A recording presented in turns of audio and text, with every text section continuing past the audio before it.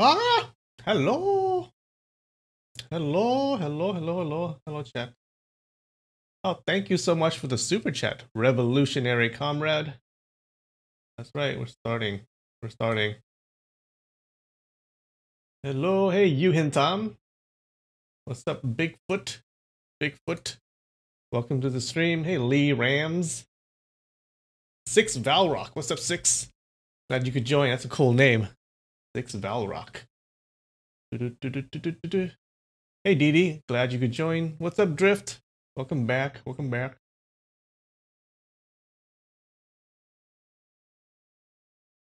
Ah, gotta scroll. Hold on. What's up, Nikki? Glad you could join.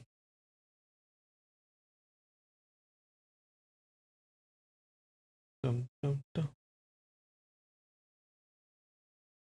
Wait, am I not live? You can see me, right? I think so.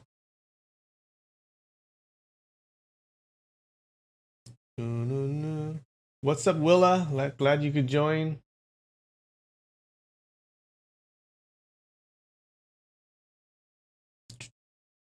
Hey, Cecilia. Yes, I am alive.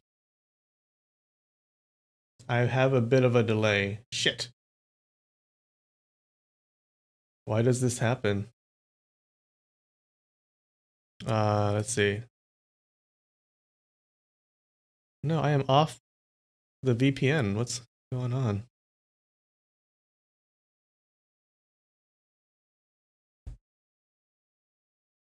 Let me see.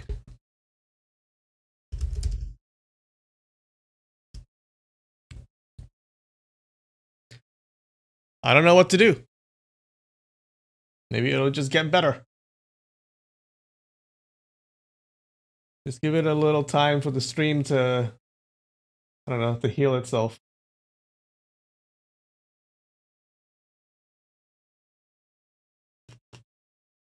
Okay, is it better? Is my VPN off? How do you know? You know everything about my setup, don't you? I do have a VPN. It is off. What's up, Hope? You can see me now. Good. Okay, so it's better. What's up, Janeri? Oh, you saw the notification, eh? So YouTube does work.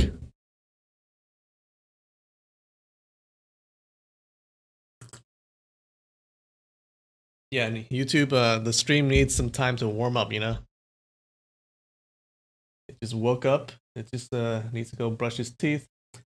What's up, Korea? Hey, glad you could join. Yes. Nitesh, hello. Tokyo Hub, what's up? How are you guys doing? How are you guys doing this Sunday? I am doing okay. I have some food.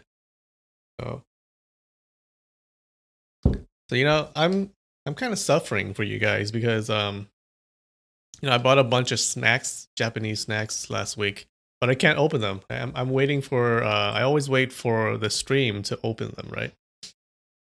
So they're all lying there in my pantry and I can't eat them, right? They're just lying there, they're just tempting me, right? But I can't eat them.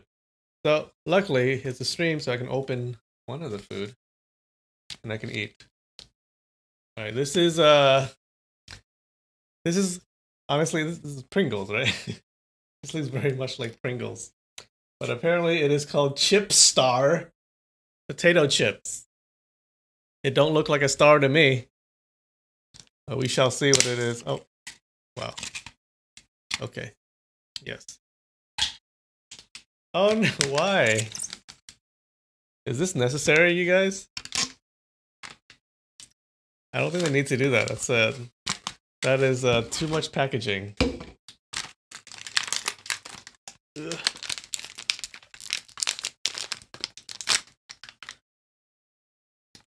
Okay. I think I'm just gonna leave it in. Okay. I open it up and then I'll put it back in here. You don't need the plastic inside, the plastic sleeve. Alright, this plastic condom is unnecessary. Ooh. I have no idea what flavor this is, but I don't know. It looks like sour cream and onion, but I don't think so.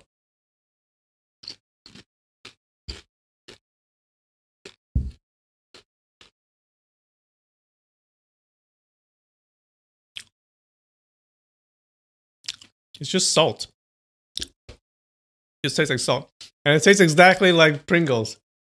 I think they just took some Pringles and they just repackaged them. Oh my god.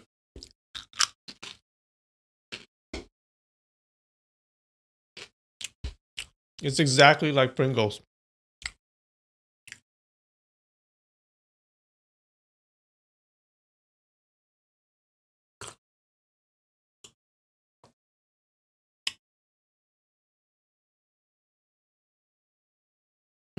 You think it's to be not like Pringles? That's why they put the little plastic thing inside. It tastes exactly like Pringles. I think it is. I wouldn't be surprised if it's made by the same people. Mr. Pringles.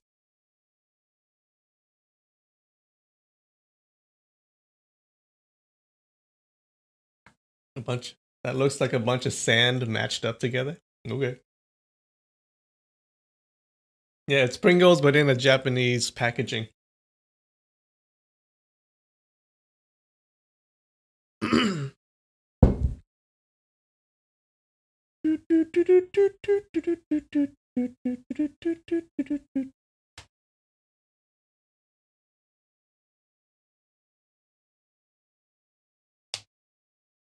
Have I tried Dagashi fried squid? I don't know if I have, but I've tried fried squid before. I actually have it. I have fried squid. I just haven't opened it yet, so we'll eat it in some other stream. Fried squid is so good. Wait. No, sorry. I meant dried squid. I haven't had fried squid. How is that? What is that? Is that good?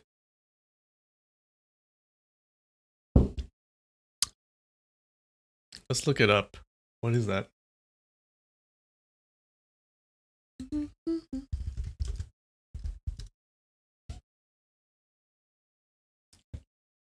Is that just calamari? I don't think Dagashi. Dagashi.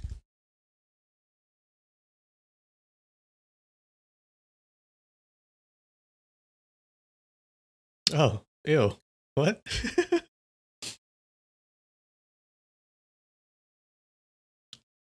It doesn't look that appetizing, not gonna lie.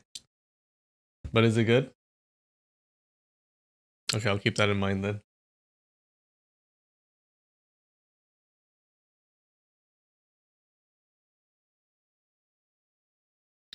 You think the worst thing that can be done to seafood is frying it. What about calamari? Calamari is excellent. Oh, look at this. What is this? Squid on a stick. That looks awesome too. All right. So let's get on with it. So what happened? What happened last chapter? Okay. So let's go back to the camera. What happened last chapter was remember Ling Hu Chong, our hero, has made has a sworn brother now, and his sworn brother is Xiang Wenxia, right? And this is the guy who's he's an old dude, but he's very powerful, and he kind of saved him. Ling Hu Chong kind of saved him from a mob. They were fighting a mob of like 100 different people together. So they escaped, and they become sworn brothers. And Xiang Wenxian, he finds out that Ling Hu Chong is sick, right? He is fatally sick. He's going to die soon, and but he says he has a way to cure Ling Hu Chong, right? So they go and visit these guys. They're called the Four Playfellows of Jiannan. All right, and each one of them, I think each one of them knows each one of them is an expert at a particular art. All right, so they go visit, and Wen Tian pretends that he is the uncle master of Chief Zhuo, and Chief Zhuo is the leader of the Five Mountains Sword Alliance. Okay, He pretends that he's the uncle master of Chief Zuo, and he pretends that Ling Hu Chong is actually Feng Qingyang, who is actually the master that the uncle master that taught Ling Hu Chong his sword art that he has right now. So they go in this the residence of the 4 playfellows of Jianan, and they meet a Mr. Paint. Okay, and this Mr. Paint guy is an expert painter, but he really, really loves wine. Okay, and this is where we find out that Wuxia has prepared everything, right? He has a whole master plan going on to kind of trick these guys, I guess. So Mr. Paint loves wine, and then Ling Hu Chong uses his wine knowledge that he learned from the Elder Bamboo Green, and he uses all that knowledge to impress him, right? So this Mr. Paint is very impressed by Ling Hu Chong's knowledge of wine, and he feeds him all this wine that he has, all this special wine that he has at home. And to trick him, Ling Hu Chong says that one of the wines, wait, was it Ling Hu Chong or was it Wen Xian? One of them, they say that one of the wines needs to be drunk really cold, right? It's only really good if it's drank really cold. So they don't have any ice around. But one of the other 4 playfellows is a Mr. Blackwhite. Okay, so they ask Mr. Paint goes to ask Mr. Blackwhite to use his martial arts to make some ice. Right, so Mr. Blackwhite has this special martial arts where he puts a finger inside some water and can turn it into ice. Right, so they ask him to do that.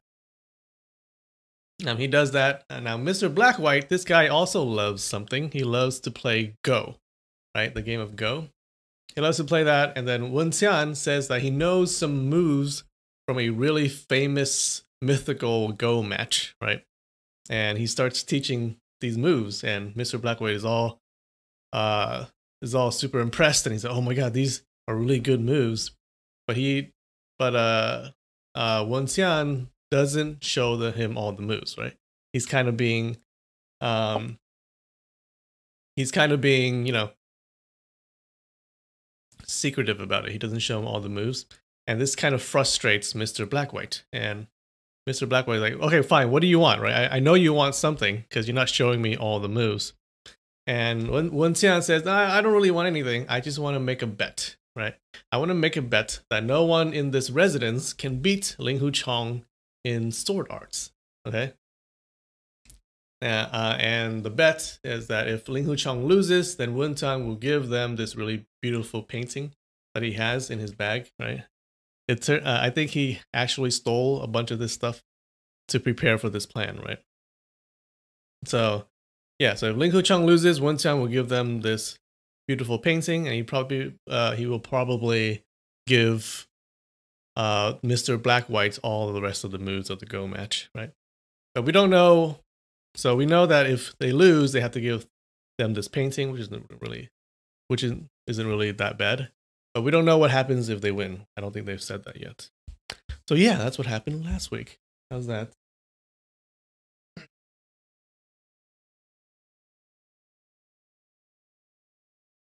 Sort of like alcoholic who becomes a writer. Yeah, that's right.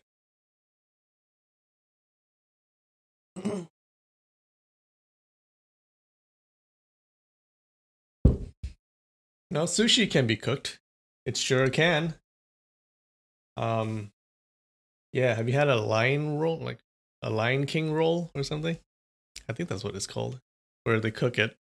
I don't know. I like raw sushi better, but I don't mind sometimes a cooked sushi.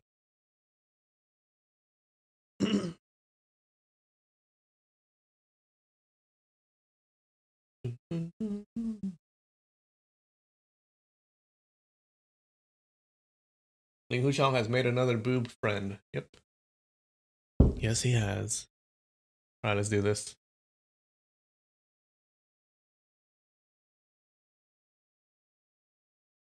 All right, chapter 19, The Wager, part 2.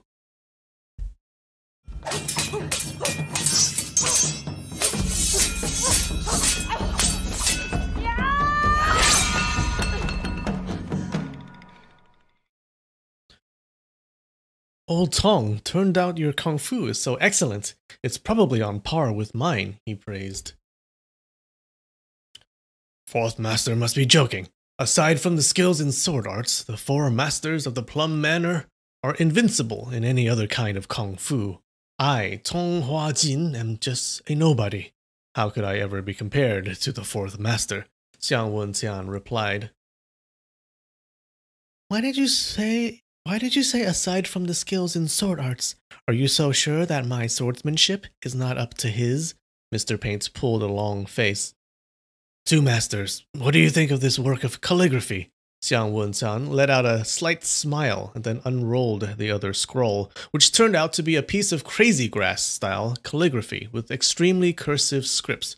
Oh! Mr. Paint cried out in surprise. After the 3 "oh," he suddenly shouted out at the top of his lungs. Third brother, the treasure of your life is here. The shout was so loud and explosive that even the walls, the windows, and the door jolted while dusts on top of the rafters and beams on the ceiling began falling. Additionally, the shout was so sudden that Ling Huchong was completely astounded. What's the fuss? A man asked from a distance. If you don't hurry up to take a look, once they put it away, you are gonna regret it for the rest of your life, Mr. Paint shouted. I found another counterfeit calligraphy work, haven't you? You've found another counterfeit calligraphy work, haven't you? The man outside replied. The portiere was raised and a man stepped into the room. This was a short and stout man, the top of his head completely bald without a single hair, which shined profusely under the light as though it had been polished. There was a big brush in his right hand and there were ink marks all over his robe. He walked closer to take a look at the calligraphy work, and suddenly his eyes became wide open and he began breathing heavily. Okay, so this looks like the third brother. And he looks like he's a calligraphy guy. He loves calligraphy. Yeah, it looks like Xiang Wenqian came here very prepared. He had a thing, or he had a treasure for everyone, right? To entice every single person in the 4 playfellows.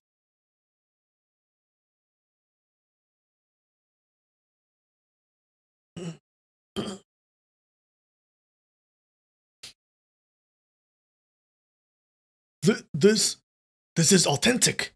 It really is the Willful Book by Zhang Su of the Tang Dynasty. It can't be fake, he muttered, his voice trembling. The strokes of the grass-style writing on the paper appeared unrestrained and extensive, as though a kung fu master was performing the martial arts of Qinggong, leaping up sometimes and bending low some other times, swift in the movement, yet exquisite in the poise. Out of each 10 characters, Ling Huchong could only recognize one at his best, but the many stamps of seals and postscripts at the bottom of the calligraphy book easily convinced him that this calligraphy artwork is no trivial matter. This is my third brother, Mr. Bald Brush, Mr. Paint introduced. He picked his name because calligraphy is his ultimate passion, and thousands of writing brushes had turned bald in his hands from practicing. It is not because he is bald-headed. Please don't confuse one with the other. Got it, Ling Huchong acknowledged with a smile. Reaching out with his right index finger, the man named Mr. Baldbrush stared at the willful book and began writing in the air, following the ticks and strokes in the calligraphy work, his mind completely embedded in his own world. Not only didn't he cast a single glance toward Xiang Wenqian or Ling Huchong, apparently he didn't even hear a word from Mr. Paints' introduction. Suddenly, Ling Huchong felt a shock in his heart. Brother Xiang must have planned this way beforehand. When I first met him in the roadside pavilion, he was already carrying this package behind his back, he thought to himself. But then he had a second thought. At that time, the package did not necessarily contain those 2 scrolls. Maybe along our journey, in order to get the 4 masters of the Plum Manor to treat my injury, he went outside and bought them, or even stole or snatched them when I was resting in the inn. He most likely stole them. Where can he find such invaluable artwork for sale anywhere? He could hear the slight sound made by strong energy force tearing through the air. When that Mr. Baldbrush wrote in the air with his finger, the powerful internal strength shown was in par with that of Mr. Blackwhite. My internal injury was caused by the Peach Valley's 6 fairies and Great Master No Commandment, he thought. It seems that the internal strength cultivation of the 3 Plum Manor Masters is no less than that of the Peach Valley's 6 fairies and Great Master No Commandment. The first Plum Manor Master might even be more powerful. Together with Brother Xiang, all 5 of them working together, they perhaps can heal my injury. I certainly hope it would not cost them great inner energy exhaustion.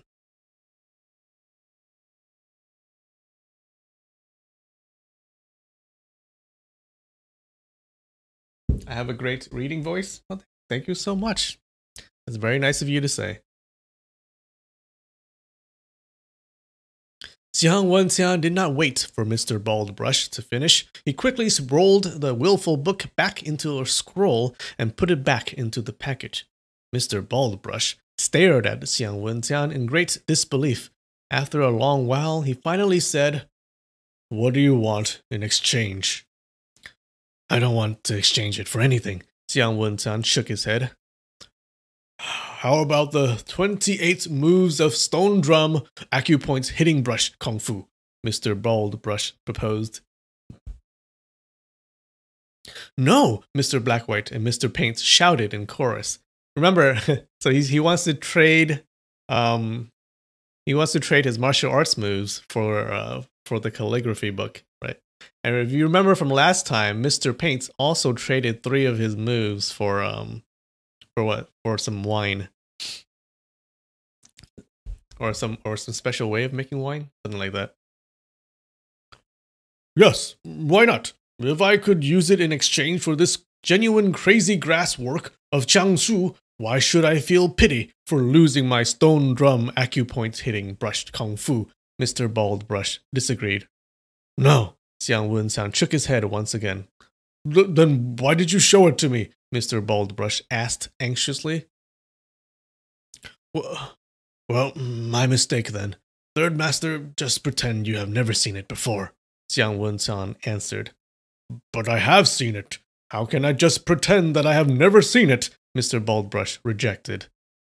"If Third Master really wants to acquire this genuine work of Changzhu, it's not difficult at all. All you have to do is accept our wager," Xiang Wenxian said. "What's the wager?" Mr. Baldbrush asked hurriedly. "Third brother," Mr. Paint cut in, "this mister here is a little bit out of his mind. He wants to make a wager that no one in our Plum Manor could beat the sword arts of this friend Feng from the Huashan school." "And what if someone could beat his sword arts? What then?" Mr. Baldbrush asked. "If someone in the Plum Manor, regardless of whom, can beat my brother Feng's long sword, then I'll give this genuine willful book of Jiangsu away to the Third Master for free, and leave that authentic painting by Fan Quan, Traveler in Mount Brook, to Fourth Master as a gift. I'll also write down the 20 famous Go names, played by fairies, ghosts, and immortals that I've memorized, and give them to the Second Master," Xiang Wenxian explained. So he's baiting all of them, right, with some treasures.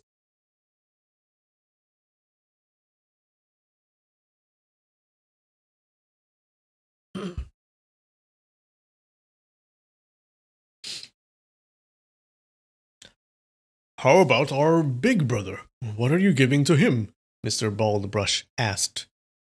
I have this music score of the Guangling song. Maybe the First Master." "Guangling song?" The 3 masters of the Plum Manor cried out all together before Xiang Wenxian even finished his sentence. Ling Huchang also felt a shock. Wasn't it Elder Chu who found the Guangling song music score after digging through numerous ancient tombs and composed it into the Smiling Proud Wanderer's song? Where did Brother Xiang get it? He couldn't help but wonder. Then he realized Brother Xiang was the right counselor of the demon cult, and Elder Chu was elder of the demon cult. They were probably on friendly terms with each other, and when Elder Chu got hold of this music score in the Great Joy, he of course would tell Brother Xiang about it. If Brother Xiang had wanted to borrow it and make a copy, Elder Chu for sure wouldn't have any problem with it. At the thought that the music score was still present while the founder had perished, he couldn't help but sigh inwardly. Ever since Ji Kang died, the Guangling song had been lost forever. Brother Tong, aren't these words of yours a bit deceitful? Mr. Baldbrush shook his head in disbelief. I have an intimate friend who is obsessed with zither music. He said that everybody believes that after Ji Kang died, there is no more Guangling song under the sun. Undoubtedly, this music score had fallen into oblivion after the Western Jin dynasty. But what about before the Western Jin dynasty? Xiang Wenxian grinned. Mr. Baldbrush and the other two masters glanced at each other blankly. None could understand what Xian Wenxian's words meant. This friend of mine possesses extraordinary mentalities. Furthermore, he is not the kind who shies from committing all kinds of outrages, so he began excavating in famous pre-Jin dynasty zither players' tombs. A willful man will have his way. After digging through dozens of ancient tombs, he finally found the music score manuscripts in the tomb of Kai Ji, the famous musician of the Eastern Han dynasty. Both Mr. Baldbrush and Mr. Paint let out a slight cry of surprise. Mr. Blackwhite nodded slowly and exclaimed, Intelligent and courageous, extraordinary.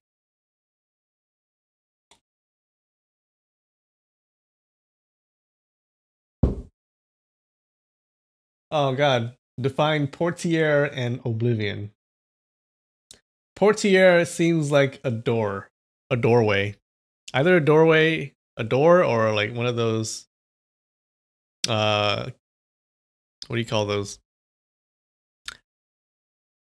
One of those like cage doors, iron cages that drop down. I don't know what you call those, like on a doorway. Yeah. Portiere. Portiere.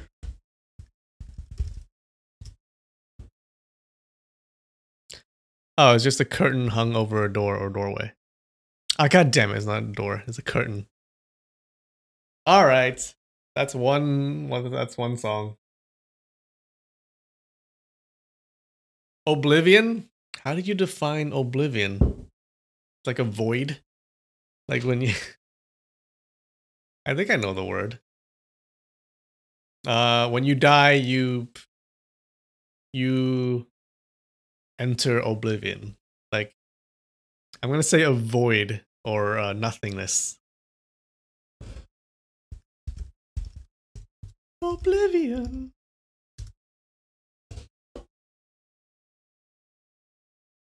A state of being unaware or unconscious of what is happening. That counts, right? A void? It says void. Ah, nothingness. Okay. I think that counts. Song count 1.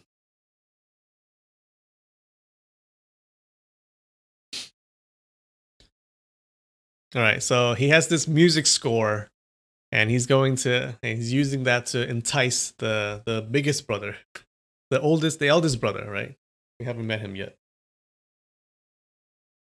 Xiang Wenxian opened his package and then took out a booklet with the words Guangling Song Music Score written on the cover. He turned a few pages through it casually. Sure enough, it had music notes recorded in it. Brother Feng, Xiang Wenxian said after he handed the booklet to Ling Huchang, if anyone in the Plum Manor beats your sword arts, please give this music score to the first master of the Plum Manor. Ling Huchang took the booklet and placed it into his chest pocket. This could have been Elder Chu's relic. Since Elder Chu has passed away, what's so difficult if Brother Xian wanted to pick out this music score himself, he thought to himself. Remember, Elder Chu was the zither player who who made the Smiling Proud Wanderer song, right? And he died along with the other dude. Yeah.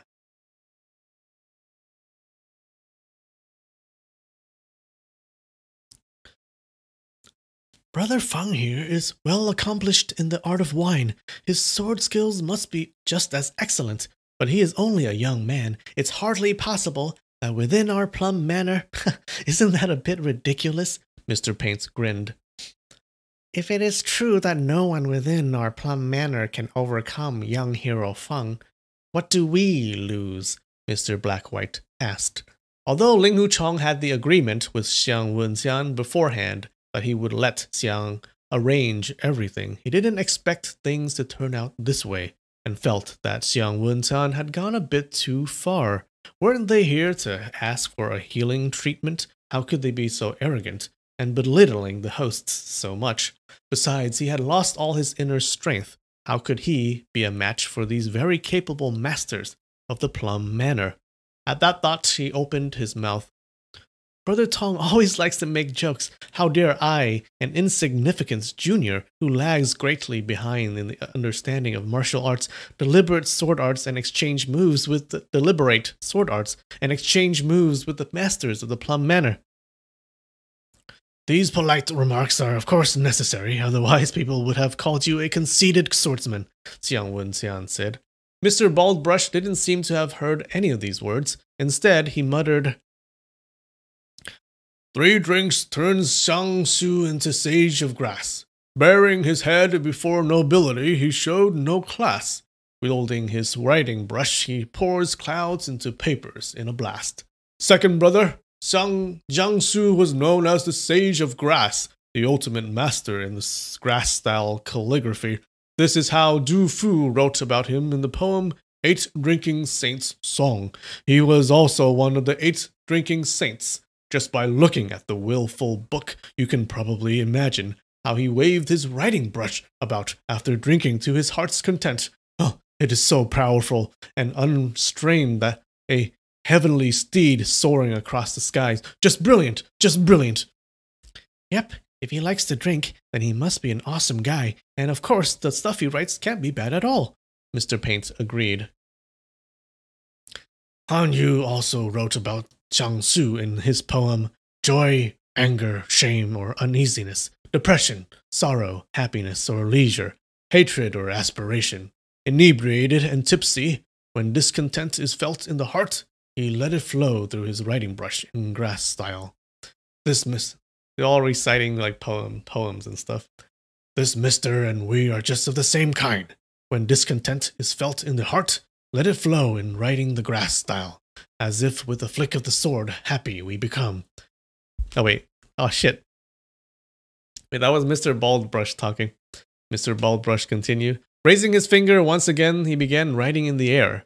After a few strokes, he said to Xiang Wenxian, "Hey, come on, let me take another look." Xiang Wenxian shook his head. Once third master wins the contest, this calligraphy book would have been yours. There is no need to be impatient, he grinned.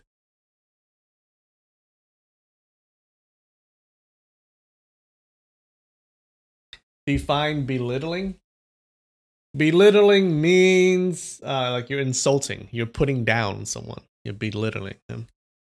I'm pretty sure that's right. I'm very sure that's right.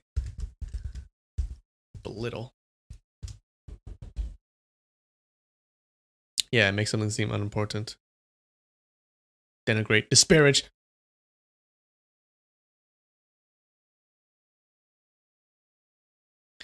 Xiang Wenxian shook his head. Wait. Mr. Blackwhite was an expert in gamesmanship and always had careful consideration of the overall situation. Before thinking about winning, he was already considering the consequences of a defeat. If one within the Plum Manor could defeat Brother Feng's sword arts, what kind of stakes would we be losing? He inquired again. We have come to the Plum Manor with no intent for any favor or any item.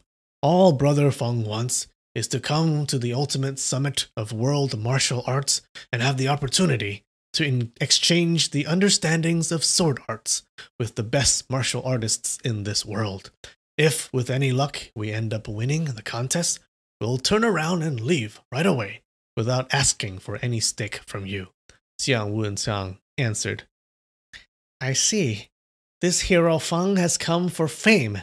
Defeating the 4 playfellows of Jiannan in succession will indeed gain him great fame in the martial world, Mr. Black-White said. Second Master, you've thought it wrong, Xiang Wenxiang replied as he shook his head. After today's sword contest in the Plum Manor, regardless of who the winner is, if even one word about it leaks out, Brother Feng and I will stand condemned by heaven, and we are no better than dogs' droppings. Good. I like your frankness, Mr. Paint remarked. This room here is very spacious. Let me exchange a few moves with the Brother Feng. Right here, then. Brother Feng, where is your sword?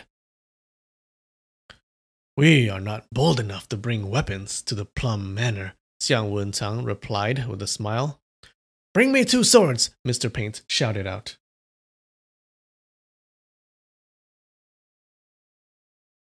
Define inebriated. Inebriated is drunk. Like you're buzzed, you're drunk. Export. Export means like, the opposite of import. Like give out to the world. Like selling something or giving something out. That's too easy, guys. That's too easy.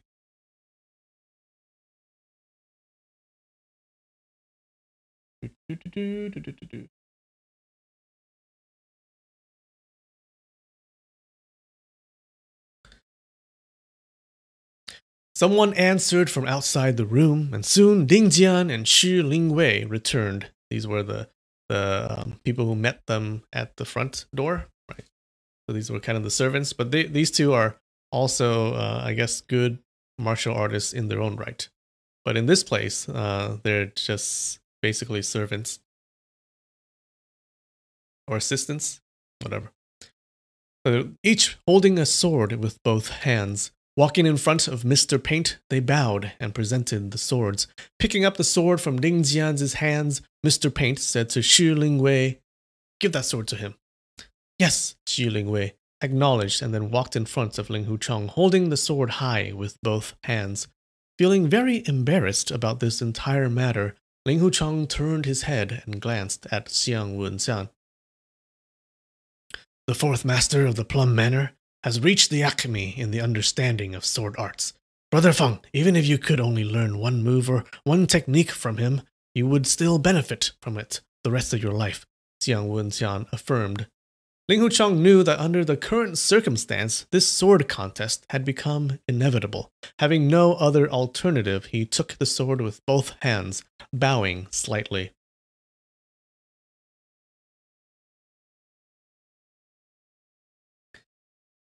Search it inebriated. You don't think? Oh, come on. It means drunk. See? Drunk, intoxicated. You don't believe me? You don't trust me? You don't trust me, Yu Hin-san?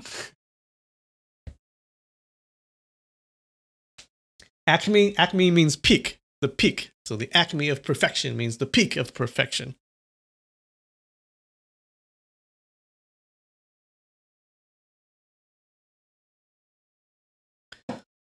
Hold it, 4th brother, Mr. Black-White spoke up suddenly.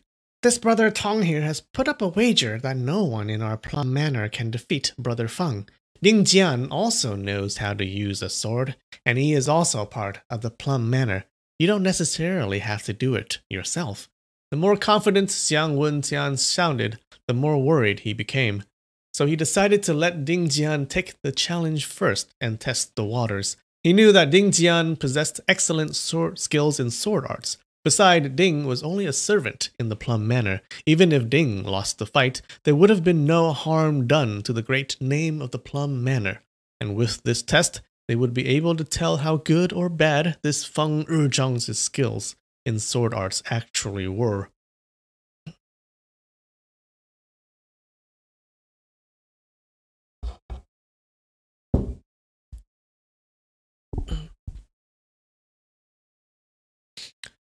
Sure. As long as a person from the Plum Manor defeats my brother Feng's sword arts, it counts as our defeat. It doesn't have to be the four masters themselves.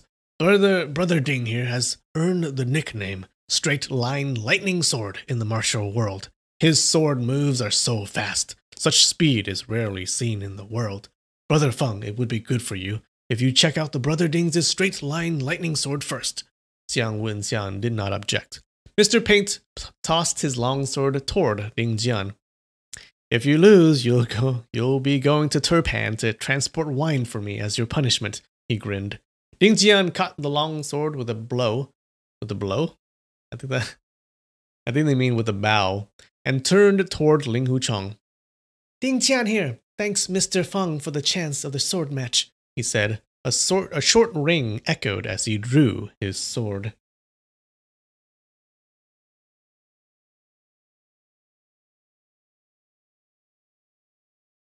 Ling Huchong also drew his sword and set the sheath on the stone table. Three masters. Brother Ding, this is a contest of sword arts, so there's no need to compete in the inner strength department. Xiang Wenxiang spoke up again. Of course, both sides will know when to stop, Mr. Black-White commented. Brother Feng, Xiang Wenxiang turned to Ling Huchong. You have to promise to not use any inner strength in the match. We are having a contest of sword arts. The one with fine and intimate moves wins the match, and the one with crude and sluggish moves loses it. The inner energy cultivation method of your Huashan school is very well known in the martial world. If you use your inner strength to achieve victory, then it counts as our defeat. He's very smart, right? Because Ling Huchong has no inner strength left, right? Because of his sickness. So of course, he can't use any chi, any inner strength. So Xiang Wenxiang is like, well, in this contest, you don't use inner strength. You can't use inner strength. If you do, then you lose. So he has just eliminated Ling Huchong's greatest weakness from the fight.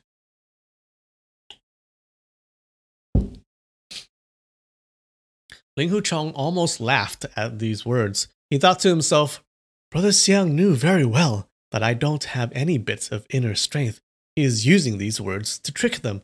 So he said, if I use my inner strength, for sure the three masters, Brother Ding and Brother Shi, will laugh their teeth off. I certainly dare not to use any bit of it.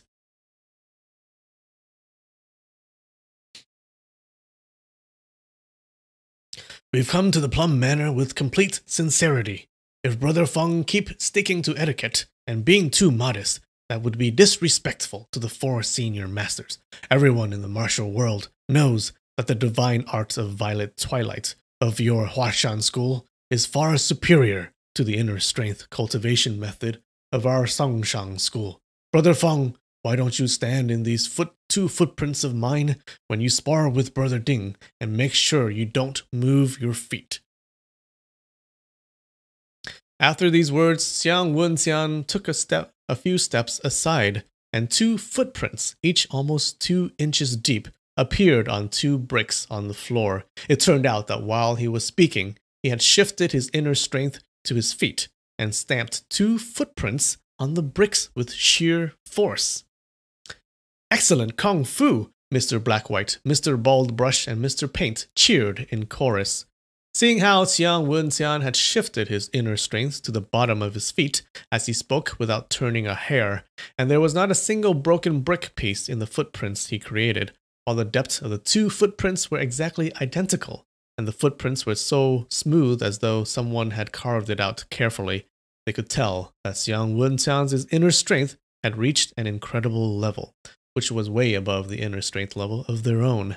They all thought that Xiang Wenxian was just showing off his inner strength, although such an affected performance appeared shallow, not something a true martial arts master would have done. His amazing inner strength cultivation was still very admirable. None had a clue that Xiang Wenxian actually had profound meaning in his action.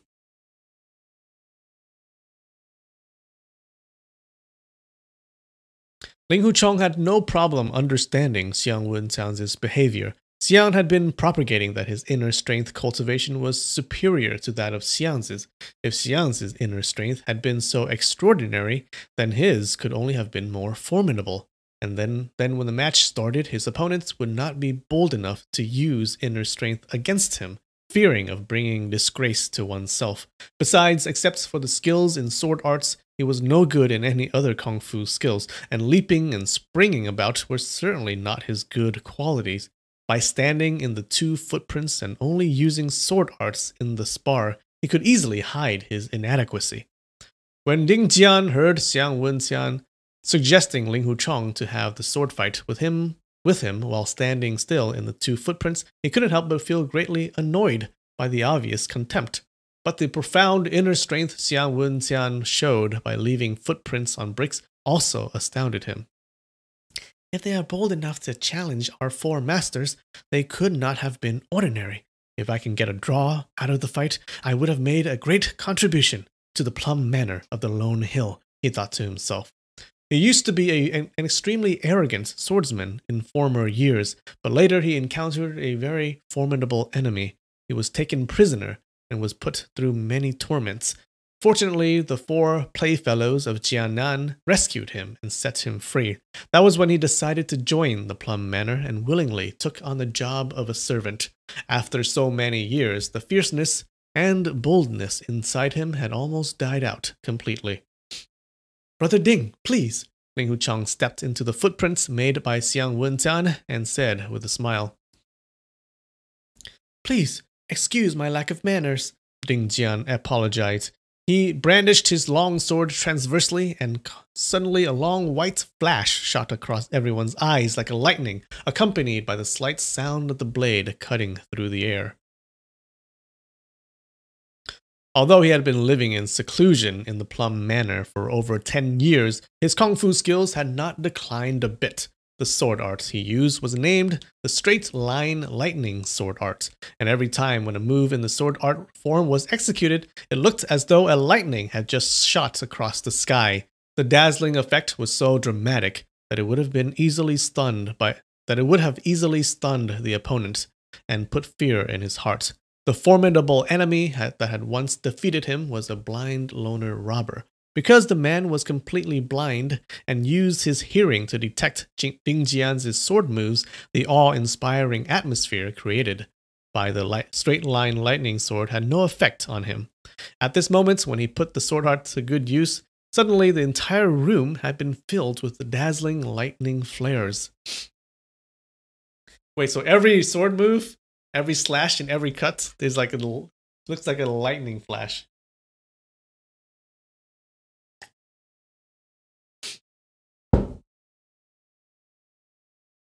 Define transversely. Transverse?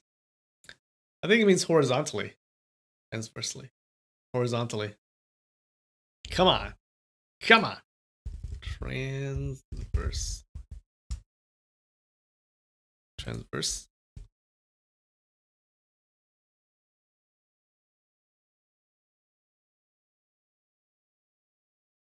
Crossways? Diagonally? Horizontal? Diagonal and horizontal?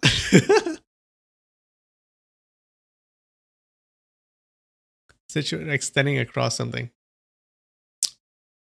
It could be horizontal, right? I think he's like this. He takes the sword and goes like this.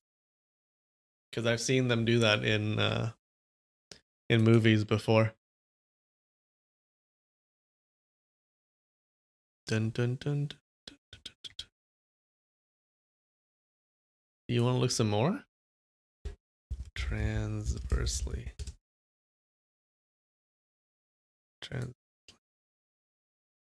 Crosswise.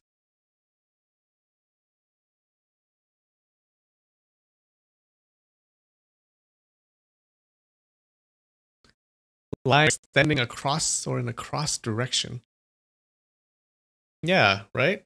I don't know. I think that's fine. Does that work? It means across, so you wouldn't count it because it's not being used in the right context. So you don't count it? All right, you guys are a tough crowd. Tough crowd. Tough crowd. All right, that's 2 songs. That's 2 songs. I'll give it to you. I'll give it to you. I think I'm right. I think I'm right. You just go like this. Just unsheath your sword like that.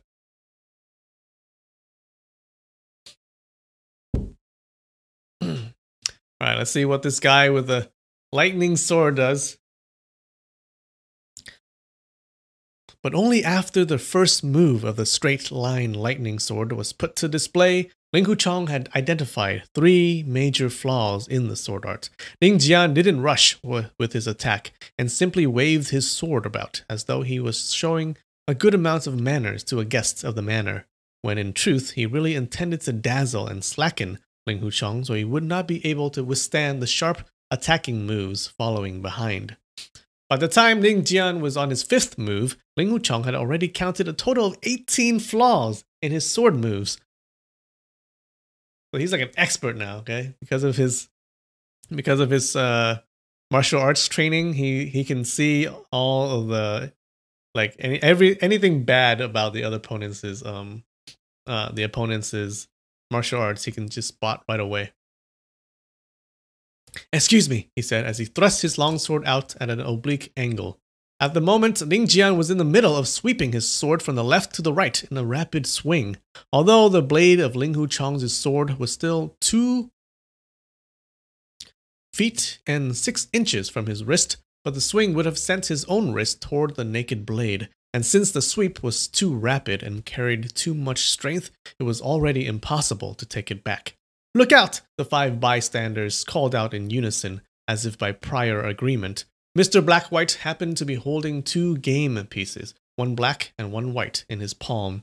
Just when he was about to shoot them at Ling Huchong's longsword to save Ning Jian's hand from being cut off, a thought popped into his head. "If I help Ning Jian out by interfering with the contest, that would make the fight 2 against 1. And then clearly the Plum Manor would have lost the match, and there would be no need for any further contest." Amid his hesitancy, Ding Jian's wrist had swept toward the sword blade speedily, while Xu Lingwei uttered a loud cry of panic.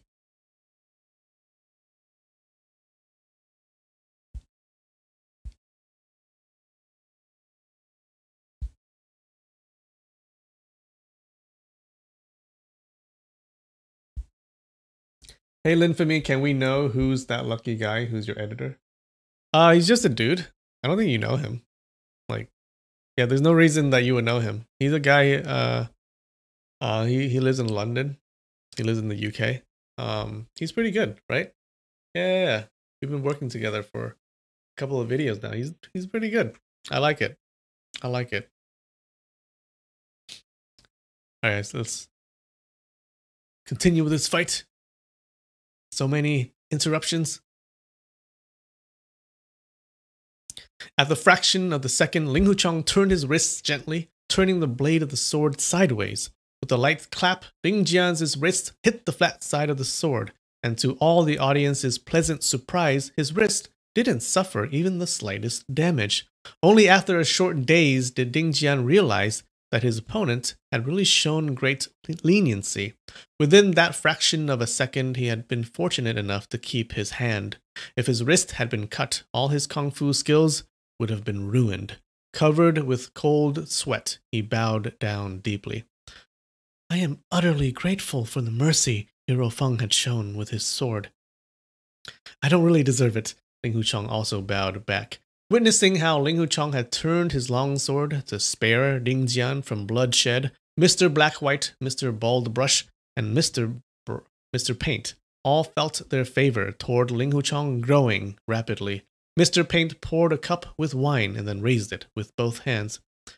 "Brother Feng, your sword skills are marvelous. Here's a toast for you," he said. "You flatter me," Ling Huchong replied. Taking the wine cup from Mr. Paint, he drank it up. Mr. Paint also drank a cup of wine in a company. Filling the wine cup in Ling Huchong's hands again, he said, "Brother Feng, you are a man with great mercy and spared Ning Jian's hand. That calls for another toast." It was just a coincidence. There's nothing to it, Ling Huchang answered, and drank up his wine, crossing the cup with both hands, holding the cup with both hands. After drinking a cup in a company, Mr. Paint filled the cup once again. Let's hold on to the third cup here, shall we? Let's have our play first, and whoever loses the match will have to drink the third cup as his penalty, he said. I'll be losing that match naturally. Why don't I drink it first? Ling Huchang showed a big grin. No hurry, no hurry. Mr. Paint shook his hand in disapproval. Setting the wine cup onto the stone table, he grabbed the longsword from Ling Jian's hands. Brother Feng, you go first. At the time of the first 2 cups of wine, Ling Huchang had already been deliberating inwardly.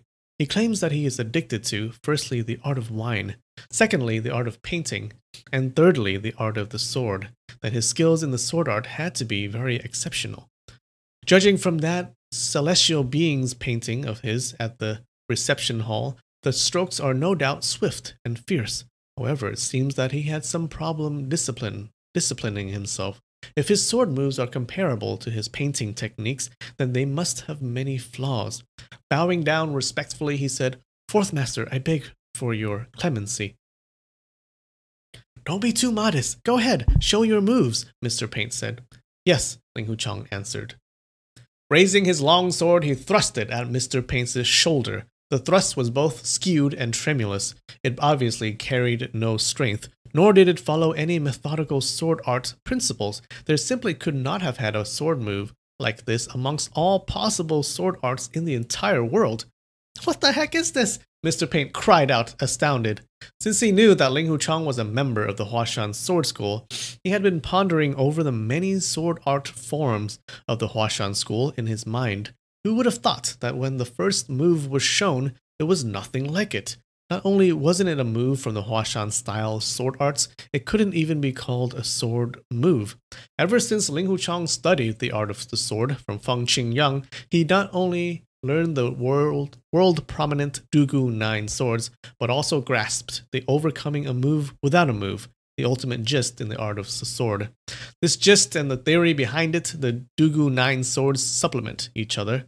Though the profoundness and subtlety of the Dugu 9 swords had reached the extreme as a sword art form, it contained moves and techniques, after all, which were still traceable. But once one applied the principle of overcoming a move without a move to it, it became even more volatile and unpredictable, leaving no mark for the opponent to fathom. Therefore, when Ling Huchang made the thrust, Mr. Paint was immediately stunned, not knowing what would be the right way to block it with his own sword. Very confused, he took 2 paces back to dodge it.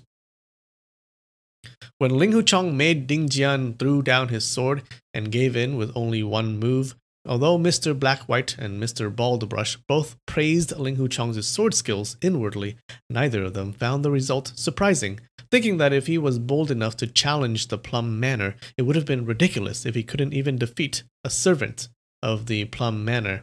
After seeing how Mr. Paint was forced to retreat 2 steps by his first thrust, they found themselves astounded. After retreating 2 paces back, Mr. Paint charged 2 paces forward right away. Ling Huchang sent another thrust out with his longsword, this time aiming at the upper left side of Mr. Paint's body. This thrust was, again, just a random thrust that did not follow any of the general sword art principles.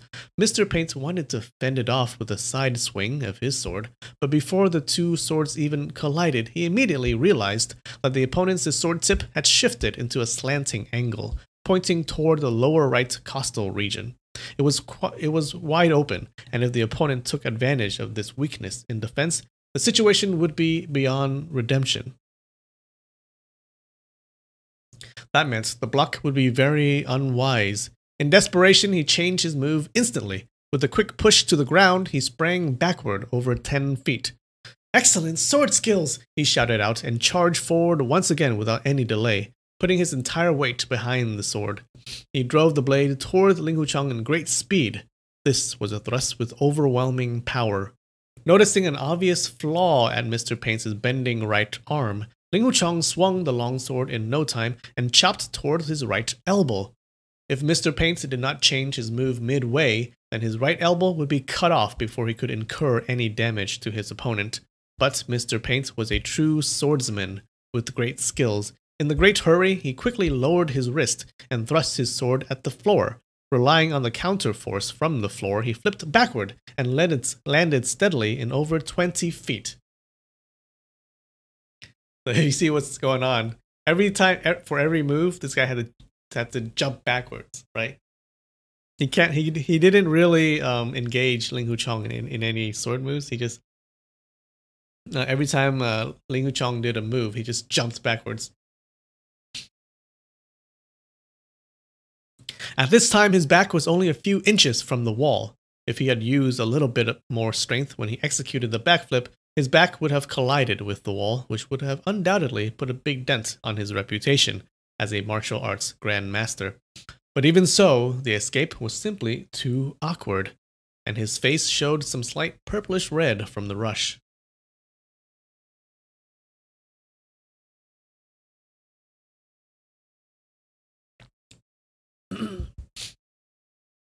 Being an open-minded and a generous person, Mr. Paint laughed out instead. Raising his left thumb, he uttered, "Excellent sword skills!" Waving his long sword vigorously, he launched a move.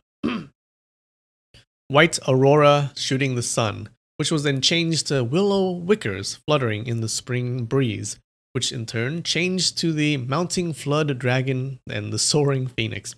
The three moves were completed without any let-up. It looked as though he didn't ever move his feet. But once the three moves were executed, the tip of his long sword had reached Ling Huchong's face.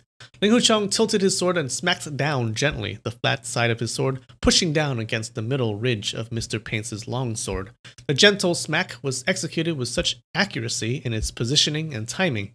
At that exact moment when Mr. Paint thrust his sword forward, his strength and energy were all concentrating on the tip of the sword, and the middle ridge of the sword carried no weight. It carried no strength at all. As a light clank echoed, the long sword in his hand sank helplessly. Ling Huchong snapped his wrist gently and sent his long sword forward, pointing directly at Mr. Paint's solar plexus. "Ah!" Mr. Paint cried out and leapt to the left. Holding his left hand into a sword finger form, he charged forward, waving the long sword in his right hand fiercely. This time he resorted to forceful hacks and chops, bringing his sword swishing down through the air. "Watch out!" he shouted. He didn't really want to injure Ling Huchong, but this strike, named Jade Dragon hanging upside down, was extremely swift and fierce. If the opponent had overlooked it and he couldn't rein in his own force in time, he was afraid that the strike might actually wound the opponent. "Got it," Ling Huchong acknowledged as he poked his long sword upward. With a slight rustle, the edge of his sword sliced upward right next to the side of Mr. Paint's sword. If Mr. Paint followed through with a sword strike before his blade could reach Ling Huchong's head, his 5 fingers holding his longsword would have been sliced off first. As he watched his opponent's longsword sliding upward against his own blade, a move that could not be countered. Having no other alternative, he struck down heavily with his left palm. The energy shot out from his palm hit the floor with a loud boom, and utilizing the counter force, he leapt backward and landed over 10 feet away. Before he even recomposed into a firm stance, he had drew 3 circles in front of him with his long sword, which magically changed into 3 circles of light. The 3 circles of light looked as though they had actually materialized. After freezing in the air for a moment, they began moving toward Ling Huchong gradually.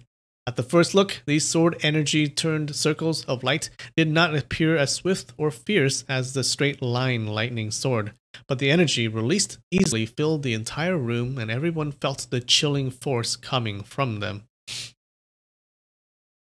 Ling Huchong extended his long sword and then sliced out from the left side of the light circle with an inclined angle, which was exactly an energy gap when the power from Mr. Paint's first move was just about to die, and the power from the second move was just about to be released. "Oh?" Mr. Paint uttered and retreated. The light circles made from the sword energy also retreated together with him. But all of a sudden, the light circles shrank briefly before growing into enormous shapes rapidly and gushing speedily toward Ling Huchong. Ling Huchong shook his wrist and thrust out his long sword. Once again, with another cry of surprise, Mr. Paint leapt away in a hurry. Thus, with numerous quick charging forwards and quick retreats, within moments, Mr. Paint had attacked with 11 moves and retreated 11 times. By then, the reflections from his sword had grown severely from the accelerated attacks and painted a layer of blue on his face. His beard and mustache also looked as though they were all standing on their ends from the tense atmosphere. Amid a loud roar from Mr. Paint, dozens of light circles, some big and some small, shot toward Ling Huchong at the same time. This was the very peak of perfection in his sword art, with which he had combined dozens of sword moves into one. Every single one of the dozens of sword moves contained fierce killer techniques, and each move had several variations. Once combined, the complexity was simply unrivaled. Resisting complexity with simplicity, Ling Huchong squatted slightly and prodded his sword tip up from under the dozens of light circles, pointing directly at Mr. Paint's lower stomach. With another loud cry, Mr. Paint leapt backward with all his strength. Bang! He sat heavily on the stone table from the fall. Next, several clatters echoed as the wine cups on the stone table fell to the floor from the sudden shake and smashed to pieces. Marvelous! Marvelous! Mr. Paint broke into a loud laughter. Brother Feng, your skills in this art of the sword are much, much better than mine. Come, come, come, I propose 3 toasts for you. Ah, he beat him.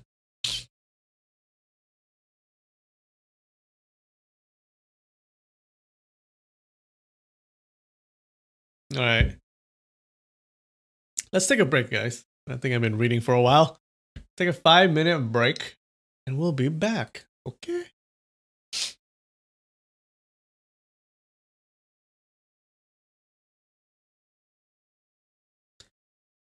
All right. It looks like Ling Huchong won his first fight, okay? Decidedly, actually. Like, he had no problem with it. And it looks like the guy did use chi energy. Like, that.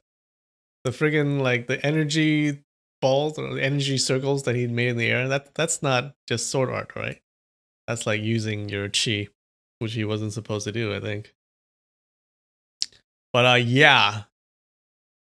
So remember, this is like one of the best martial artists in the world, and Ling Huchong just beat him.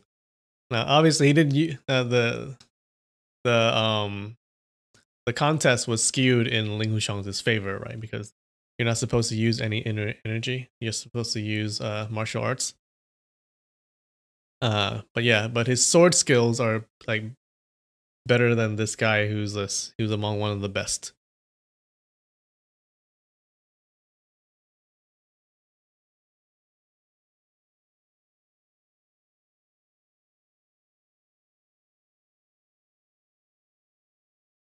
Yeah, 6 is right. You have to be suicidal to actually win. With the Dooku 9 swords, there's no defense. It's just offense. It's all offense. So yeah. So if the opponent was suicidal and was willing to hurt himself to kill the other guy, then Ling Huchong might lose, right? But most people don't want to die, so this art of just only offense is really effective.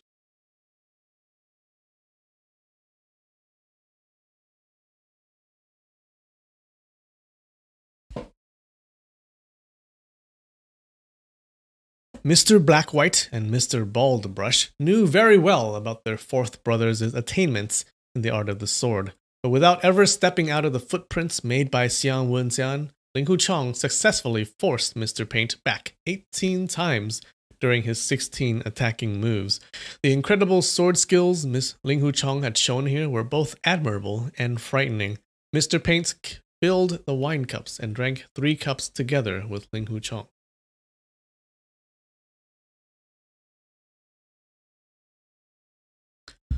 Among the 4 playfellows of Jiangnan, my kung fu is the weakest. Although I admit my defeat, second brother and third brother won't admit theirs.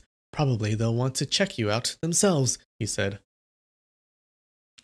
We did exchange many moves, but fourth master didn't lose in any one of them. How can we conclude the match with a winner? Ling Huchong disagreed. I lost after the first move. The rest of the 17 moves were all unnecessary. Big Brother says I need to improve my demeanor. He is absolutely right. Mr. Paint shook his head. Fourth Master's demeanor is in very high standard, just like your tolerance of wine is also in very high standard, Ling Hu Chong said with a smile. Yeah, let's drink some more, Mr. Paint grinned. He sure loves wine. Being a man who thought highly of himself in the art of the sword, Mr. Paint didn't have a single trace of irritation after losing to a not well known at all junior swordsman. The negligent and open-minded grace he had shown was undoubtedly first class. Both Xiang Wenxian and Ling Hu Chong felt great admiration for him.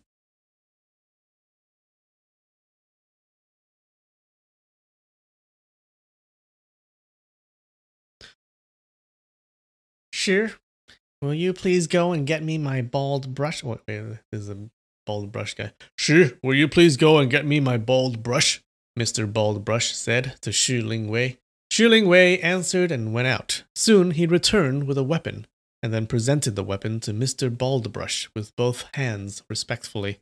Ling Hu Chong took a look at it, which turned out to be a judge's pen, 1 foot and 6 inches in length, cast in fine steel. A judge's pen is a kind of a weapon. Judge's pen. Yeah, the metal thing.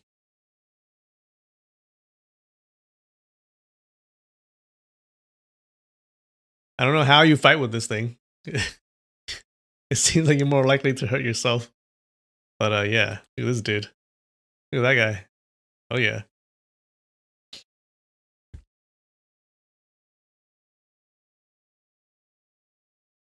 So Mr. Bald Brush fights with these things. 1 foot and 6 inches in length, cast in fine steel. The funny thing was that there was actually a bundle of wool, still with ink tied to the end of the judge's pen, as though it was a real brush used for writing. For ordinary judge's pens, the head section was used to seal the enemy's acupoints, but this pen here used the soft lamb wool as the pen's head. When it was used to strike people's acupoints, how could it help in defeating the enemy in a real battle? Ling Hu Chong figured that Mr. Baldbrush must know some special kind of kung fu. Besides, he must possess very resourceful inner strength, so as soon as the inner energy is released, even lamb wool could be used to wound the enemy.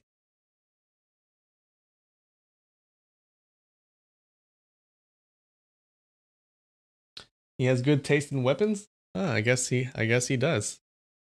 It fits his behavior, or it fits his attitude and demeanor too.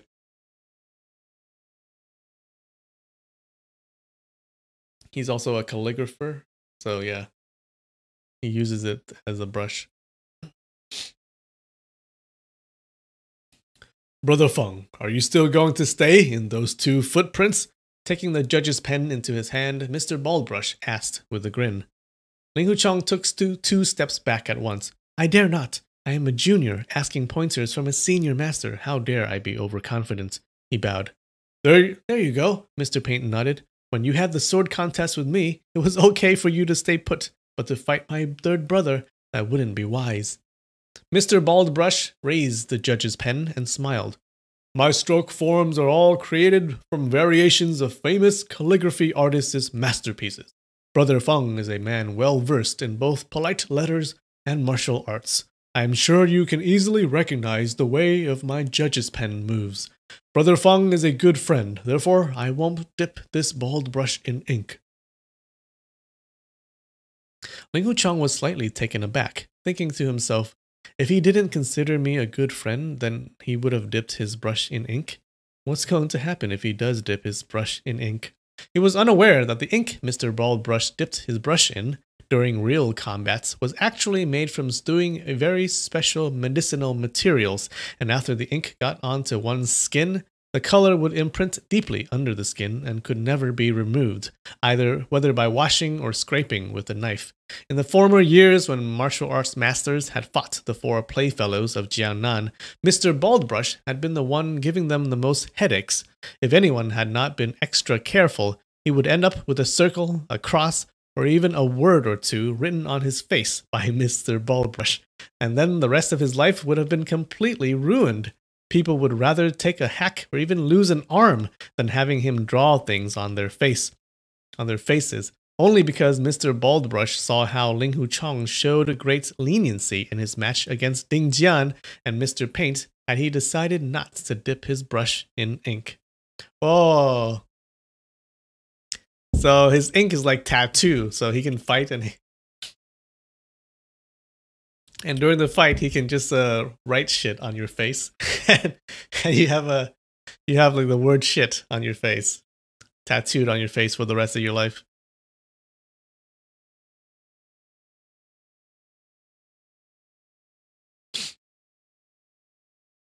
Even though Ling Hu Chong had no idea what Mr. Baldbrush had meant, he figured that it must have been some kind of good intention, so he bowed.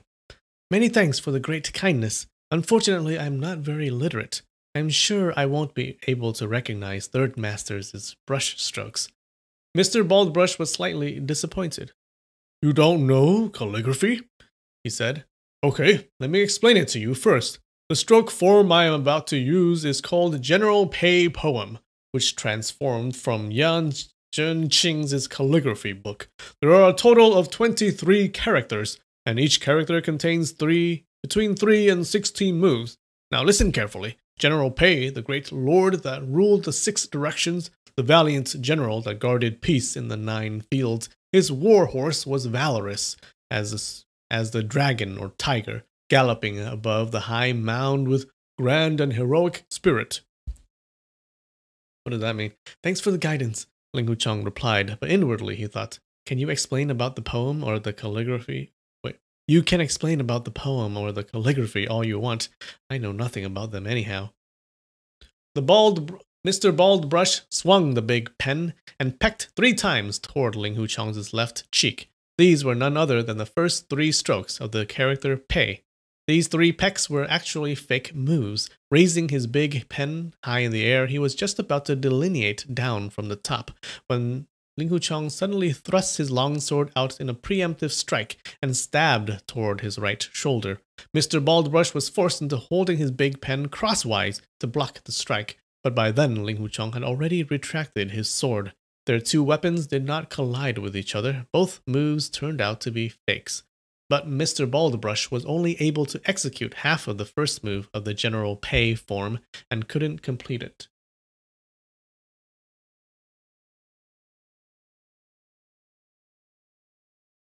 After blocking only to thin air, Mr. Baldbrush immediately launched the second move. Before the head of the pen had a chance to strike forward, Ling Hu Chong had already thrust at another spot, where he had no alternative but to defend. Without delay, Mr. Baldbrush swung his pen backward to fend it off, but Ling Hu Chong had retracted his longsword once again, and Mr. Baldbrush's second wave terminated again only halfway through. Right from the beginning, Mr. Baldbrush's 2 moves were both interrupted midway through. Not able to complete the pen form he was very proud of, Mr. Baldbrush couldn't help but feel quite annoyed, as though a calligrapher had just picked up his brush to write. But only a few strokes into it, a naughty kid began catching his pen holder or pulling his arms and prevented him from finishing writing a character smoothly. I have already read the entire poem of General Pei Poem to him beforehand. He knows the order of my strokes and is able to predict my moves and stop me ahead of time. I'd better not follow the order of the characters with my later moves, Mr. Baldbrush thought inwardly. After a fake dot, the big pen curved downward from the upper right corner to the lower left corner with abundant strength, writing the character as in the grass style. But Ling Hu Chong quickly pushed his long sword forward and pointed at his right rib cage. Astounded, Mr. Baldbrush reversed the movement of the judge's pen and smashed it toward Ling Hu Chong's long sword, and would have expected that this stab of who would have expected that this stab of Ling Hu Chong's was not a real stab. All he really did was just showing the posture, but once again Mr. Baldbrush was only able to execute half of his move. With this grass-style stroke, he had put out a great amount of energy and strength, when suddenly the movement was redirected. Not only did the stroke become stagnant, his internal strength was also forced to reroute. which stirred up quite some energy disruption inside his lower stomach and caused indescribable discomfort. After taking a deep breath, he waved his judge's pen rapidly in an attempt to finish the galloping move, but only halfway through it he was forced to retract his judge's pen in defense by Ling Huchang's attack just as usual. Mr. Baldbrush was greatly irritated. "Hey chap, stop putting sand in the wheels," he bellowed as he accelerated his judge's pen's movements. But no matter how he sprang left and right, transforming his moves, he was only able to ride up to the second stroke with each character before being forced to stop by Ling Huchang's sword strikes. Mr. Baldbrush uttered a loud roar, and suddenly the writing style changed completely. Before, the flow of the strokes was free and unrestrained. Now the strokes turned thick and heavy, with the vigor passing through the center, while the cutting edge appeared blustering and aggressive. The strokes looked straightforward, yet grand at the same time. Ling Huchang, of course, had no way of knowing that this stroke form was inspired by the calligraphy book Mount Ba Meng Maxim, written by the famous Shu general Zhang Fei. But he also noticed the dramatic change in the writing style. He couldn't care less as to what move his opponent was using, and every time, as soon as he saw the judge's pen move, he would attack its flaw. Mr. Baldbrush croaked in frustration, but regardless of his movements, he was only able to execute half of his move and never succeeded in completing the full move. Suddenly, Mr. Baldbrush's writing style changed again and began writing the grass style in Hua Su's self-stating book. Now the strokes flutters in all directions and the flow of the writing became unpredictable.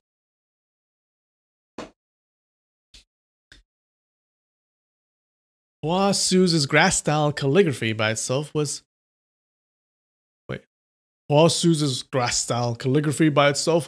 already very difficult to read. Now I am adding even more grass scripts to the grass style. I bet this chap won't be able to recognize this self-made grass scripts of mine, he thought to himself. Yeah, Drift, he's doing air calligraphy. Doing calligraphy in the air. Yeah. And he thinks that Ling Huchang knows the poems. Right? So he thinks that Ling Huchang knows the poems and he predicts where he's going to attack. And then he stops, and Ling Huchang is stopping him from attacking because he knows the poems. So he's like he's combining all his calligraphy and making it so that it's hard to read. But Ling Huchang isn't actually reading his calligraphy, right? Ling Huchang doesn't know all of these poems. He's just exploiting the flaws in this guy's attacks. Hey Tim, thanks for the super chat. I appreciate it very much.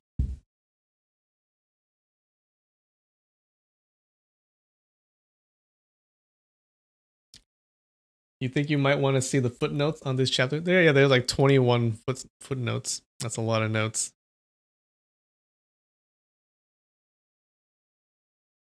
I think it's just they're just describing these poem books. How could he have known that Ling Huchang couldn't even read many characters written in the square-shaped regular scripts, not even mentioning the unrestrained grass scripts? He had assumed that the only reason Ling Huchang succeeded in predicting his movements and stopping him ahead of time was because Ling Huchang had been able to read his writing, when in fact all Ling Huchang saw in his eyes were weapon moves and forms, and his successful striking to the cracks all attributed to attacking the flaws in the opponent's moves. Even with the crazy grass style, Mr. Baldbrush still could go only as far as half a move with each of his moves. Feeling the indignation growing rapidly inside his chest, he suddenly shouted out loudly, "No more fight! No more fight!" Leaping backward, he picked that barrel of grape wine Mr. Paint had brought along and poured the wine onto the stone table. Dipping his big pen in the wine, he began writing on the white wall. It was none other than General Pei poem. All 23 characters appeared full of passion, especially the character As, which looked as though it could have flown off the wall any minute. After finishing off the writing, Mr. Baldbrush finally let out a breath of relief. Turning his head sideways slightly, he admired the large characters on the white wall in dark red color and laughed out loudly. Wonderful! Among my lifelong artworks, this one is the finest, he concluded. The more he looked at it, the prouder he became. So, yeah, this guy is a true calligrapher, right? He kept trying to write this poem, but he couldn't, right? And he kept getting interrupted. So he got really annoyed, and because he really wanted to write these poems, so he had to stop the fight and actually write them to release his anger or release his frustrations and write the actual poem out loud.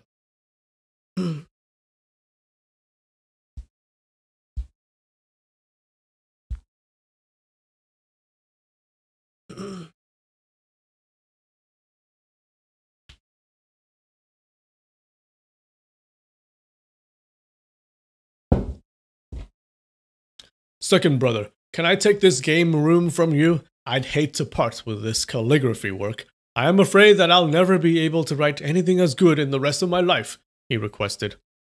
Fine, Mr. Blackwhite answered. Other than the stone table, there's nothing else in this room anyway.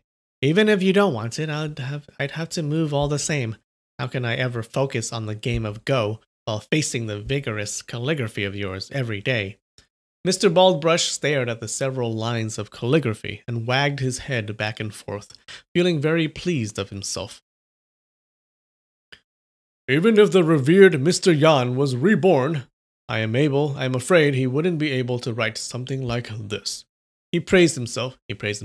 Turning his head toward Ling Huchong, he said, Hey buddy, it's all thanks to you for keeping my ardors inside my belly until it was filled to the point of bursting.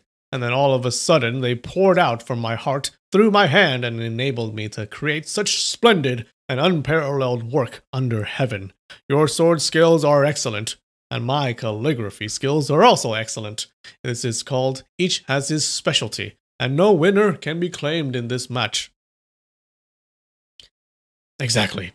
Each has his specialty, and no winner can be claimed in this match, Xiang Wenjian agreed. Moreover, it was also because of my excellent wine, Mr. Paint added. This third brother of mine is as innocent and artless as a child. Please note that he is simply crazy about calligraphy. It's not that he does not admit that he lost the match, Mr. Blackwhite explained. I understand, Xiang Wenjian answered. The wager is that no one in the Plum Manor can beat Brother Feng's sword art anyway. So as long as no winner can be claimed, we don't lose our wager. That's correct, Mr. Blackwhite nodded. Define orders? Ooh.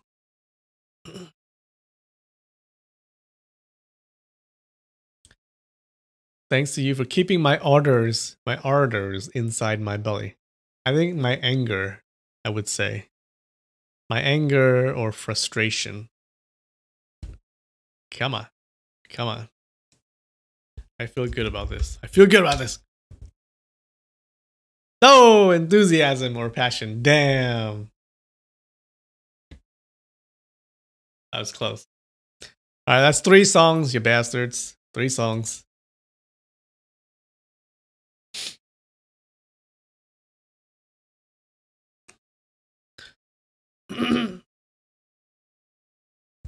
Reaching under the stone table, Mr. Blackwhite drew a squared-shaped iron board from underneath. The iron board had 19 horizontal lines and 19 vertical lines engraved onto it. Turned out this was a game board cast in iron. Holding a corner of the iron game board, he said, Brother Feng, let me use this game board as my weapon to check out your brilliant moves. He's using an iron Go board as his weapon. He really loves Go.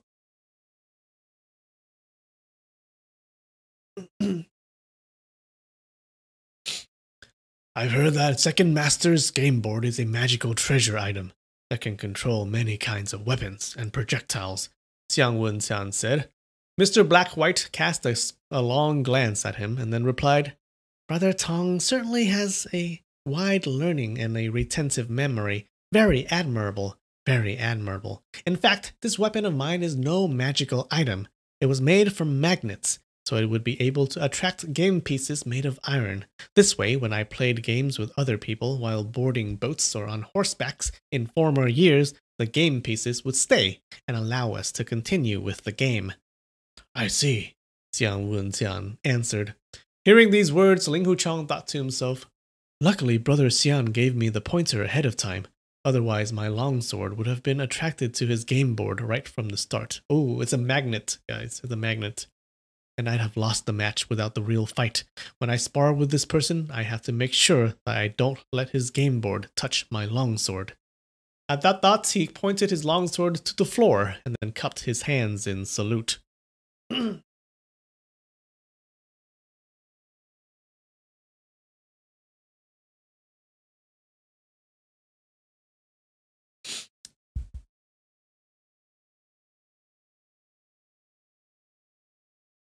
Second Master, thanks for giving me the opportunity to ask advice from you. I dare not. Brother Fang's understanding in the art of the sword is brilliant. I have never seen extraordinary sword skills in my life. Please, start, Mr. Blackwhite said. With a random slice, Ling Huchang let his longsword wiggle in the air, following a squiggly line. What kind of sword move is this? Mr. Blackwhite hesitated for a fraction of a second. Seeing that the tip of the sword quickly approaching his own throat, he swung his game board and blocked. But Ling Huchang had redirected the stab and thrust his longsword toward his right shoulder. Without much thinking, Mr. Blackwhite moved the game board and blocked again. Before the longsword even approached the game board, Ling Huchang had retracted it and thrust it at Mr. Black's lower stomach instead, which Mr. Blackwhite blocked again.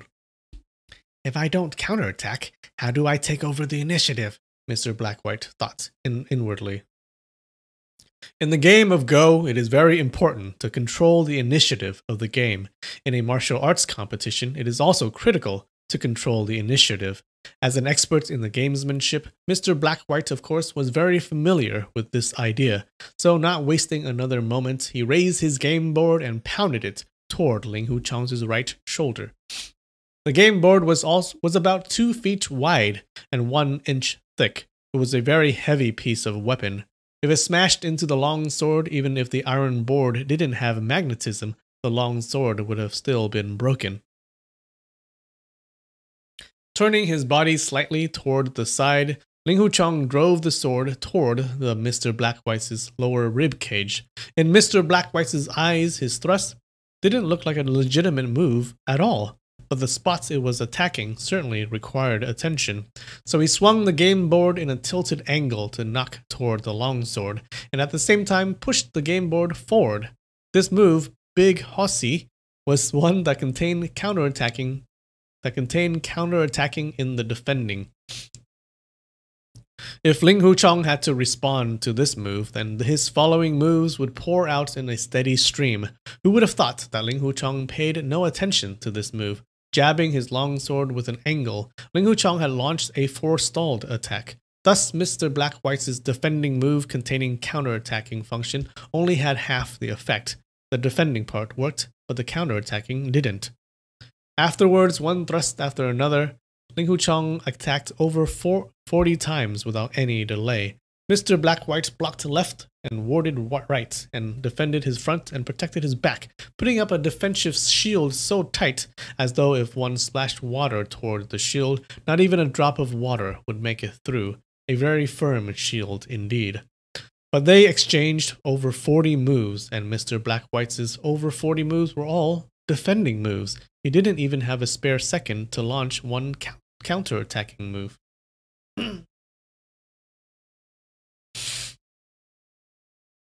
Mr. Baldbrush, Mr. Paint, Ling Jian, and Shi Lingwei were completely stupefied. They could all see with their own eyes that Ling Huchang's moves were neither quick, nor overwhelming, nor fierce, and the transformation between moves didn't seem tricky or crafty. But every time when he thrust his long sword out, it would always put Mr. Blackwhite into straitened circumstances and make him work to make up for his flaws. Mr. Baldbrush and Mr. Paint both understood it very well. that there is a flaw in every single martial arts move. But if one could forestall and attack the opponent's vital points first, then his own flaws would not have become flaws. And even if he had hundreds or even thousands of flaws, it would not have mattered. And the 40 or so continuing attacking moves Ling Huchang showed simply followed this principle. And the 40 or so continuing attack moves Ling Huchang showed simply followed this principle. Mr. Black-White also felt the shock growing bigger and bigger in his heart. He really wanted to launch his own counterattack, but as soon as he moved the game board slightly, the sword tip of the opponent was already pointing toward the flaws in his own moves. Within the 40 moves also, he simply had no chance to improve the situation, as though he was playing a game of Go with someone who had much higher skills. And for every single one of the 40 or so game pieces the opponent played, he had no choice but to respond. Mr. Black-White knew that if the fight had continued like this, even after another 100 or 200 moves, he would still be in the same boat, where he would keep taking hits and never able to fight back.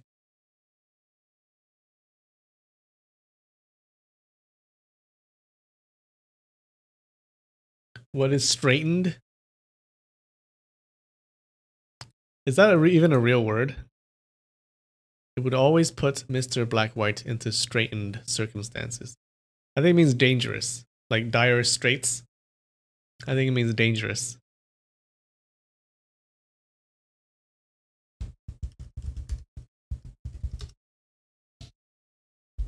Ah!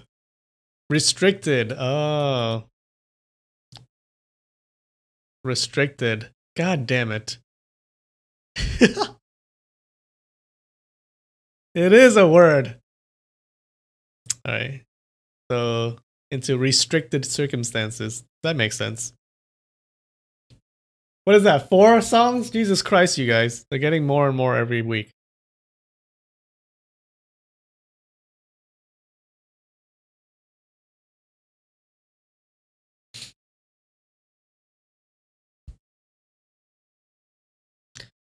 If I don't take on some risks for a chance of success, then my illustrious name would have been completely ruined, he thought to himself. Swinging his game board forward horizontally, he smashed it toward Ling Huchang's left side waist in high speed. Once again, without dodge for the strike, Ling Huchang thrust his longsword toward Mr. Black-White's lower stomach, but this time Mr. Black-White didn't retrieve his game board to defend, and still smashed the game board forward, as though he was ready to risk his life and have a common ruin with his opponent. At the time when the sword tip approached his stomach, he suddenly reached out with his left hand and clipped at the sword blade with his index finger and middle finger. He had mastered the profound heavenly finger kung fu, and the 2 fingers carried immense inner strength, which was really no less than another powerful weapon.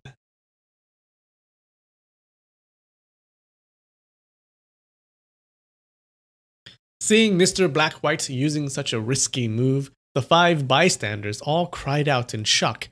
Such move would no longer qualify as a contest of skills, but rather a game of life and death. If he failed to catch the sword with his fingers, then the sword tip would undoubtedly end up penetrating his stomach. Within the fraction of an instant, all 5 of them felt cold sweat in their palms. Mr. Black-White's 2 fingers were almost touching the sharp blade of the sword, and whether he could catch the blade or not, one out of the two sparring pair would for sure get wounded or get killed. If he did catch the blade, then Ling Huchang's longsword could not go any further.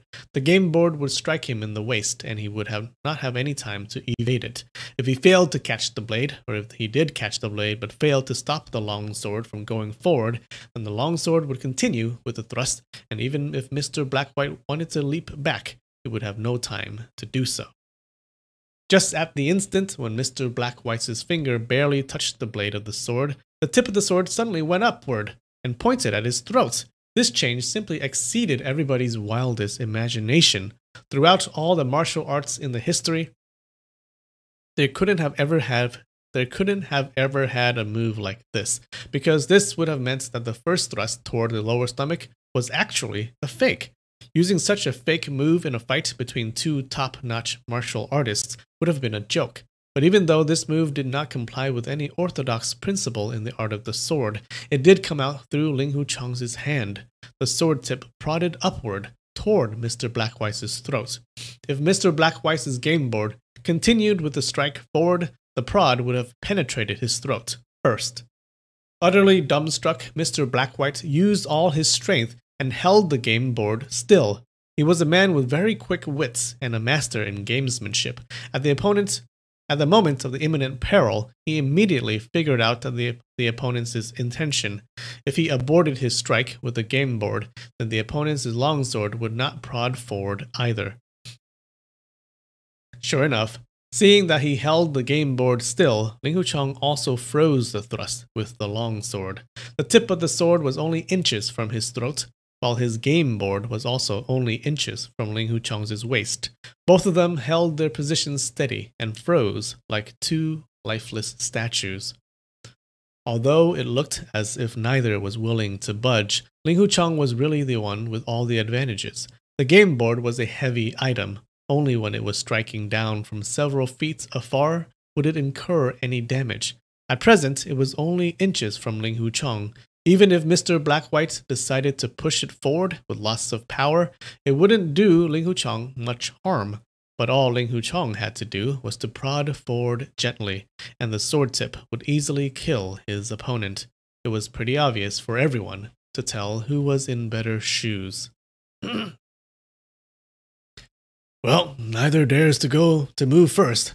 That's called a dual life in the rule of Go. Second master is really both intelligent and courageous. You have ended up a draw in the match against Brother Feng, Jiang Wenjiang declared with a grin. Ling Huchang figured out how to animation cancel. That's funny, Patrick. That's good.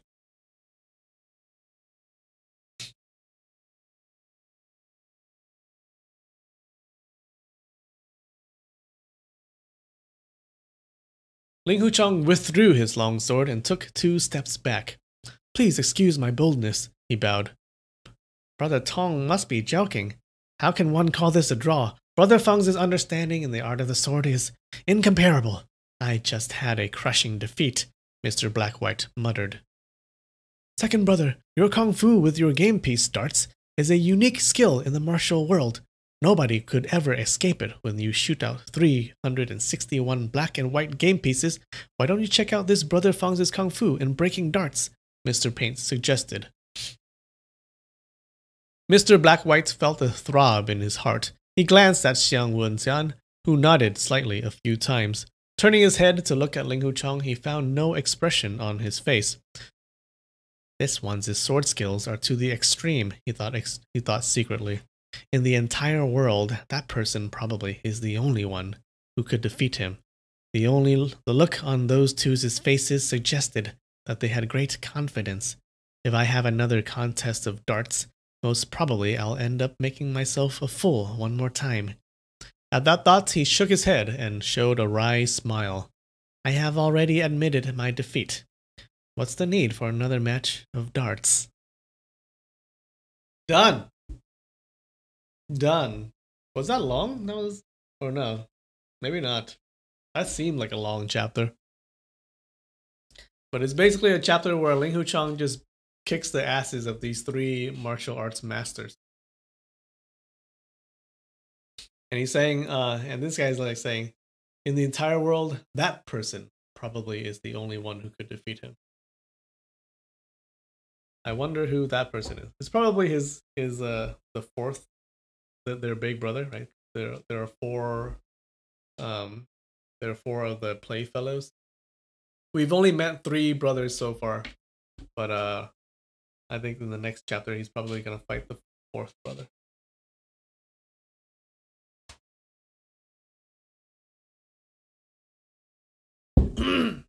Alright, did you guys like the chapter? That was pretty fun. Yeah, it is done, Drift. It is done. That was fun. It looks like in martial arts, or at least in sword arts, Ling Huchang is one of the best at the moment. Yeah. I'm telling you, once he like if he regains his inner energy, his inner strength, then he might be like the best in the world. Didi. It does seem like a shonen anime. That's true. That's true. That's true. All right, how many songs did how many songs did we come up with? Like four? Was it four? All right, what song do you want me to sing? Four songs. Boom, boom, boom, boom, boom. Let me eat some Japanese Pringles.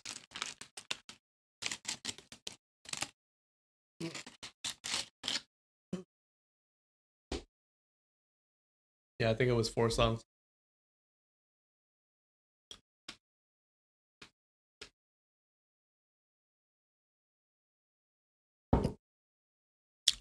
Seriously, this tastes exactly like Pringles.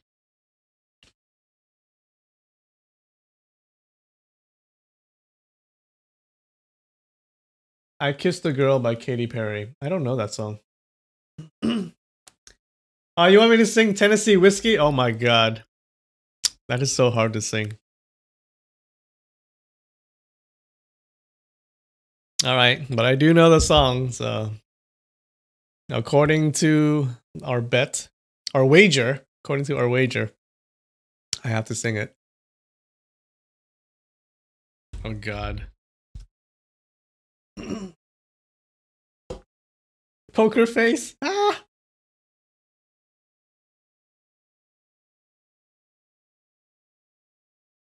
Alright, give me, I'm gonna go pee, okay? Alright, give me like a minute.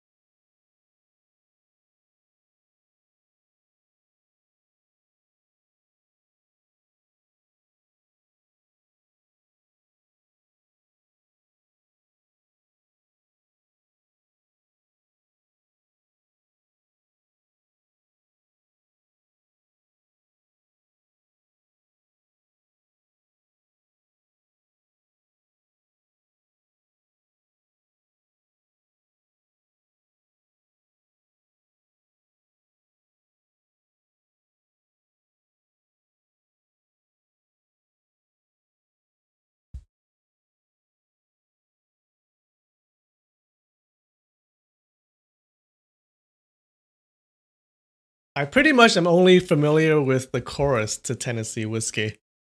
So this is gonna be interesting. I hope I remember the rest. Alright, we got Tennessee Whiskey, we got Poker Face. Alright, we need two more. Let's keep listing songs. Tennessee Whiskey.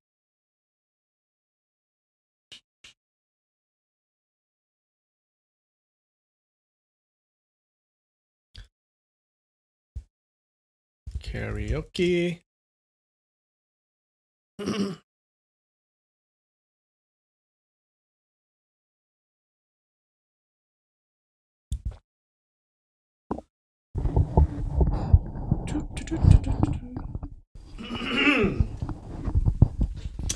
All right.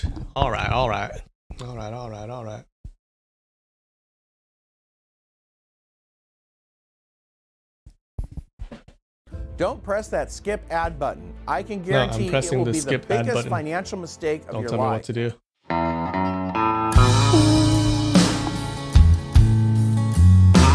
Do we need it louder?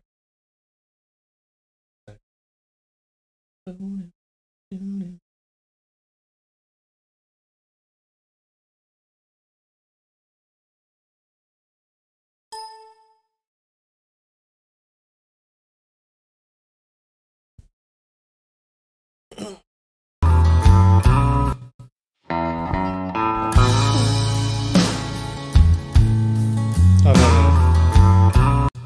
Chris Staples. Stop.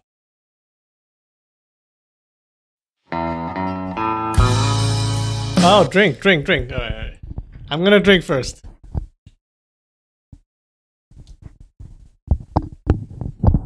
I do have some wine. Let me get in the mood. I don't have Tennessee whiskey, unfortunately. But I do have some white wine that we can drink.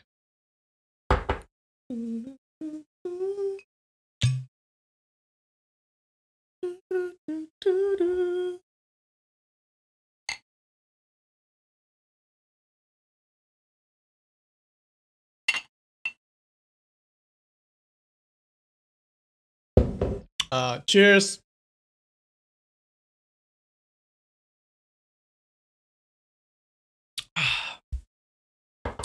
All right. Let's do this.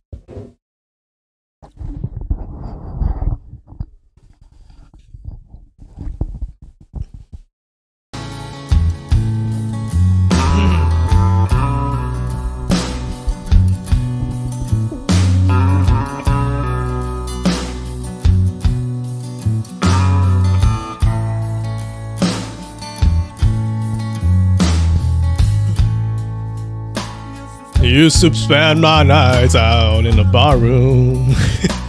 Gotta go low. Liquor was the only love I've known.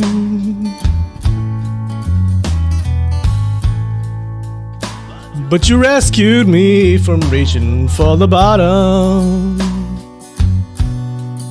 and brought me back from being too far gone.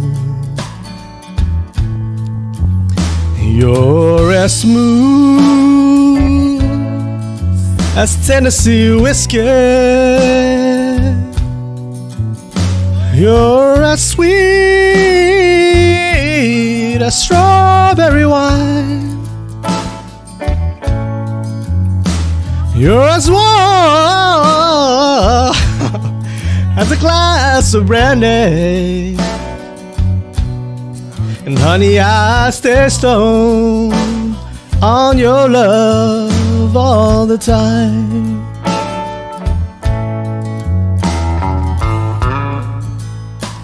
I've been locked for love in all the same old places.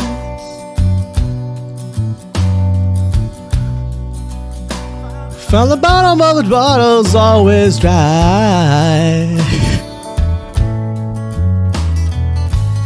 Oh God. But when you poured out your heart, I didn't waste it. 'Cause there's nothing like your love to get me high.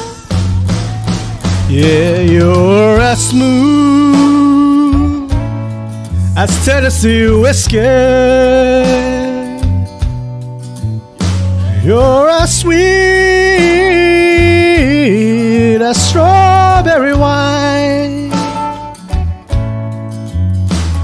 You're as warm as a glass of brandy. And honey, I stay stoned on your love all the time.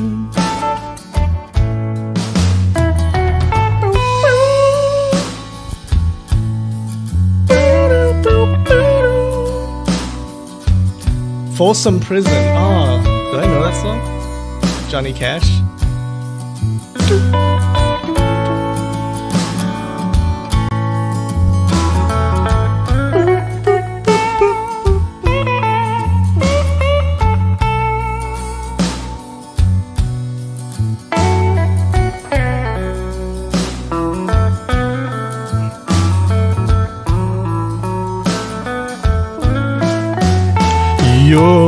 as smooth as Tennessee whiskey. You're as sweet as strawberry wine. You're as warm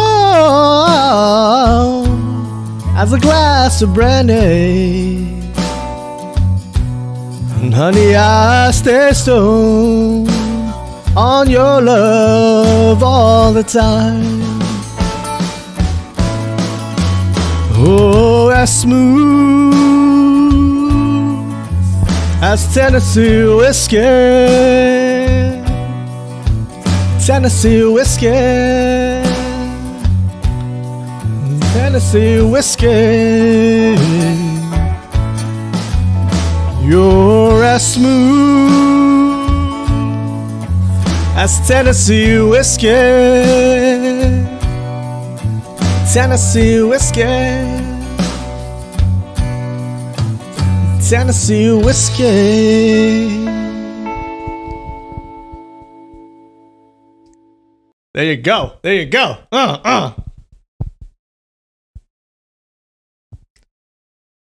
Folsom Prison. I bet I know that song. From Johnny Cash. Folsom City. No, Folsom Prison. Damn, I wish. Yeah, I only am familiar with the chorus for Tennessee Whiskey. I kind of knew the other stuff, but Folsom Prison lyric.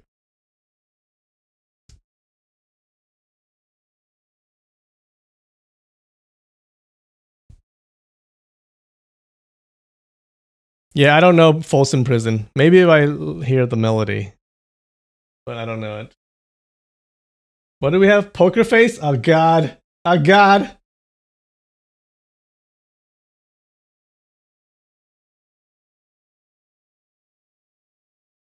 All right, let's do Poker Face. Fine.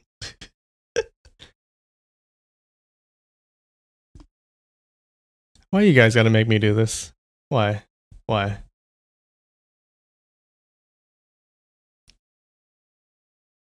How does freaking Poker Face go anyways?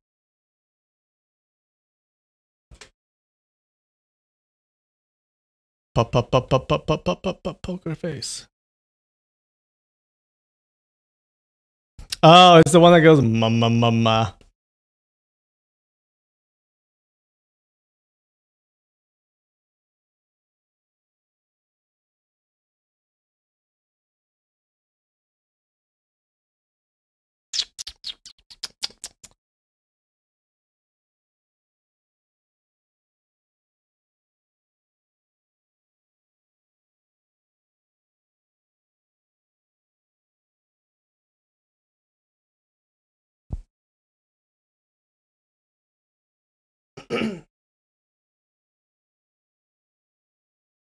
In the style of Queen. Let's find a good karaoke version.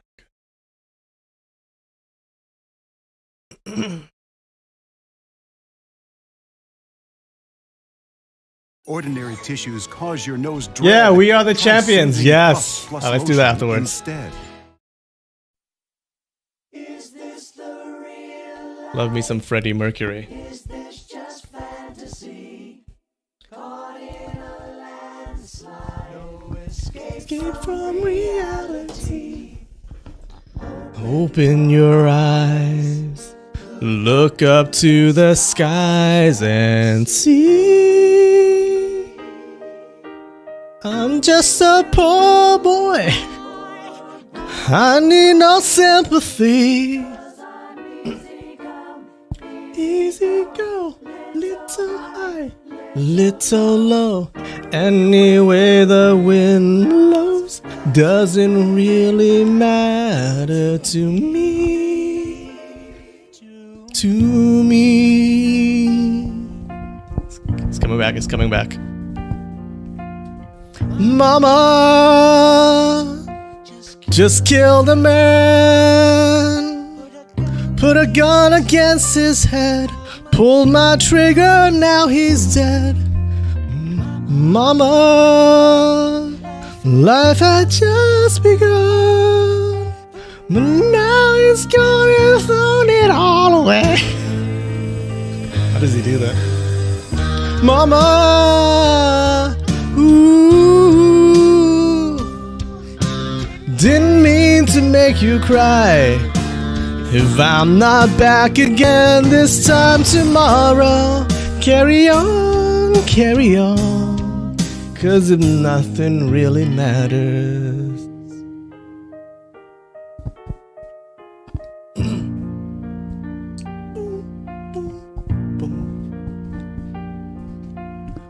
Too late, my time has come.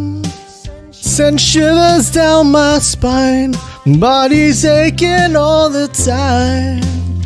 Goodbye, everybody, I've got to go. Gotta leave you all behind and face the truth. Mama, ooh, I don't wanna die. Sometimes wish I'd never been born at all.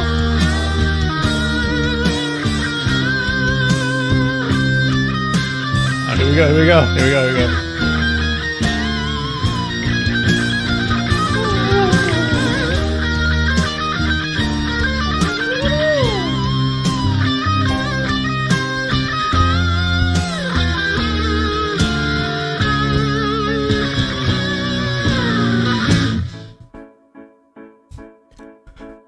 I see a little silhouette of a man. Scaramouche, Scaramouche, do you see the fandango? Very, very frightening. Galileo, Galileo, Galileo, Galileo, Galileo Figaro. I'm just a poor boy, nobody loves me. He's just a poor boy from a poor family. Da, da, da, da, da, da, da, da, da. Easy come, easy go, will you let me go? Bismillah, no, we will not let you go. Bismillah, no, we will not let you go. Let it go! Let it go! Let it go! Words are not there. Mamma mia, mamma mia. Beelzebub. Da, da, da, da, da, da. For me. Oh god, the words are not here, guys. This version does not have all the words.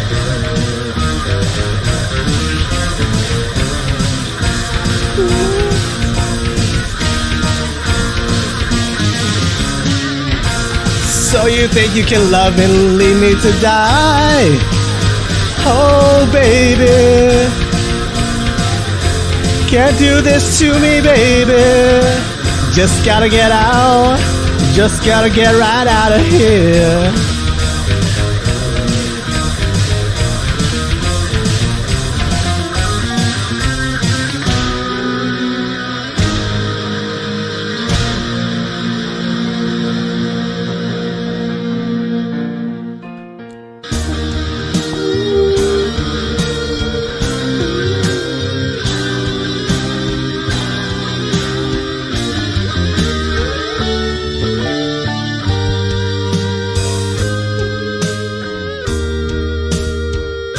Nothing really matters.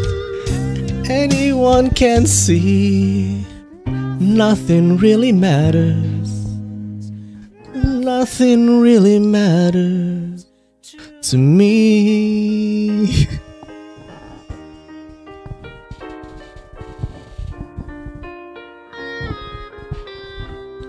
All right.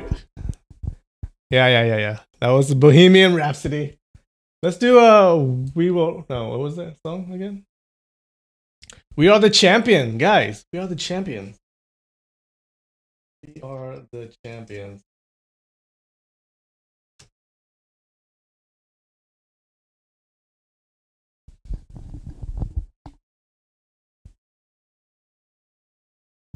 Freddie Mercury has such a good range.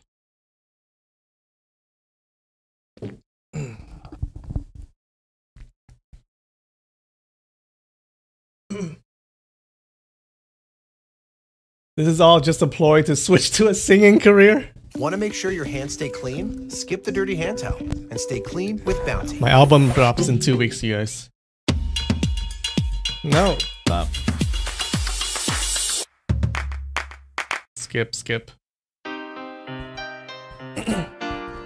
Alright, this is We Are the Champions.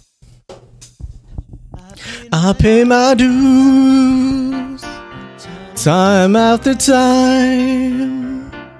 I've done my sentence, but committed no crime. And bad mistakes, I've made a few.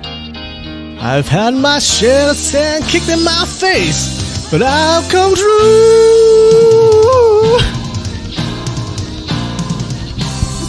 We are the champions, my friend,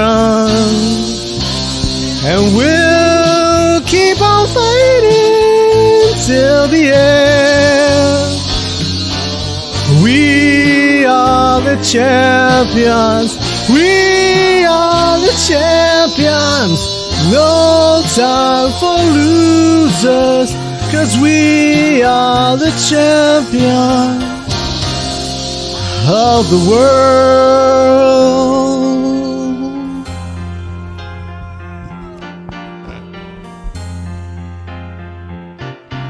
I've taken my vow and my curtain call. You brought me fame and fortune and everything that goes with it. I'll thank you all, but it's been no bed of roses, no pleasure cruise. I consider it a challenge before the human race, and I ain't gonna lose. Damn it. We are the champions, my friend, and we'll keep on fighting till the end. We are the champions. We are the champions. No time for losers, 'cause we are the champions. We are the champions, my friend, and we'll keep on fighting till the end. Oh, we are the champions. We are the champions. No time for losers, 'cause we are the champions.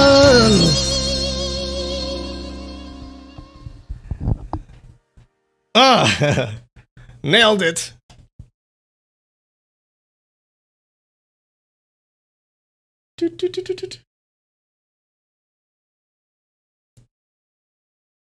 All right, what else? What else? What else? That was a good song.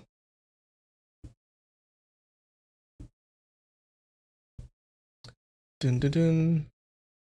That was 2 Queen songs in a row, you guys. 2 Queen songs. Oh, Nirvana? Oh, I can't do Nirvana. Just a Girl. Oh, God. That's good.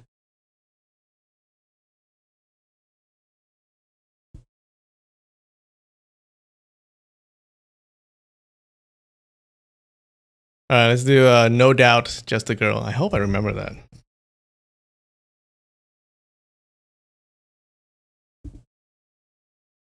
What's the other No Doubt song? Is there another No Doubt song? Is that more famous? Is that the more famous one or the other one? No Doubt song. Oh, Don't Speak. Did we do Don't Speak already? Don't speak. I know just what you're saying.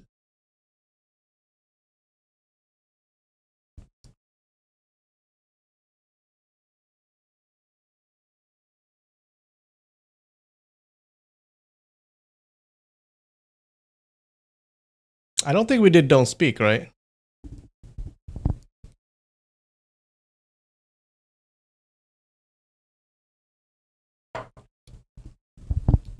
Tell me if we did. Let's do that one.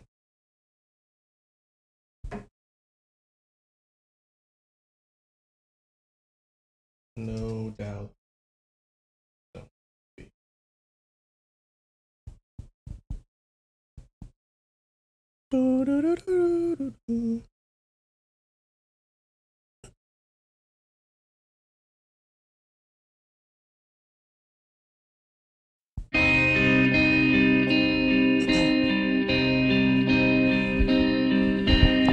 You and me, we used to be together, every day together, always. I really feel that I'm losing my best friend. I can't believe this could be the end. It looks as though you're letting go, and if it's real then I don't want to know. Don't speak, I know just what you're saying, so please stop explaining. Don't tell me 'cause it hurts. Don't speak, I know just what you're thinking, I don't need your reasons. Don't tell me 'cause it hurts. Our memories, they can be inviting, somewhere all together, mighty frightening. As we die, both you and I, my head in my hands, I sit and cry. Don't speak, I know just what you're saying, so please stop explaining. Don't tell me 'cause it hurts. No, no, no. Don't speak, I know what you're thinking, and I don't need your reason. Don't tell me 'cause it hurts. It's all ending, I gotta stop pretending who we are. Oh my god, I'm getting into it, you guys, I'm getting into it.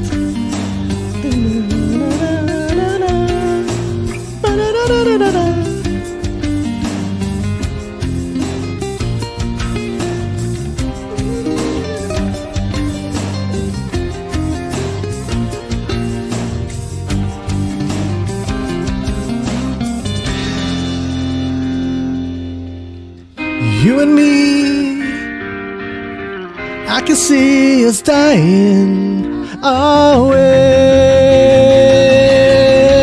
Don't speak, I know just what you're saying, so please stop explaining. Don't tell me 'cause it hurts. No, no, don't speak, I know what you're thinking, and I don't need your reasons. Don't tell me 'cause it hurts. Don't tell me 'cause it hurts. I know what you're thinking, so please stop explaining. Don't speak, don't speak, don't speak out. I know what you're thinking, and I don't need your reasons. I know you're good, I know you're good, I know you're real good. La la la la la, la la la la la. No, no. Hush, hush, darling. Hush, hush, darling. Hush, hush. Don't tell me 'cause it hurts. Hush, hush, darling.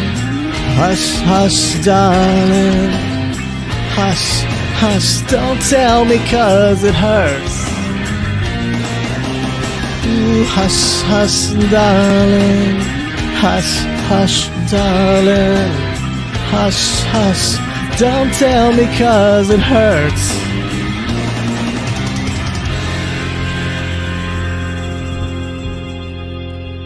Yes. That's a good song. That's no doubt. Oh my god. Alright, that's enough. That's enough. What was that? Like 6 songs already? Jesus Christ. Man, once I get started, I get really into it.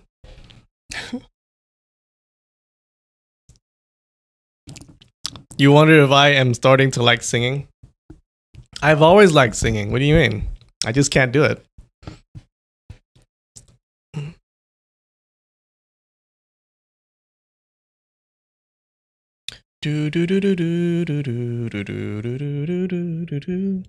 Oh, Darkland Master. Well, I'm glad you got to hear my karaoke. I think we're done, guys. I think we're good. I think we're good. We can stop now. I can stop embarrassing myself. Hey, thank you for joining this week. I will see you next time. I love you. And yeah, I've always been a karaoke dude. What do you mean?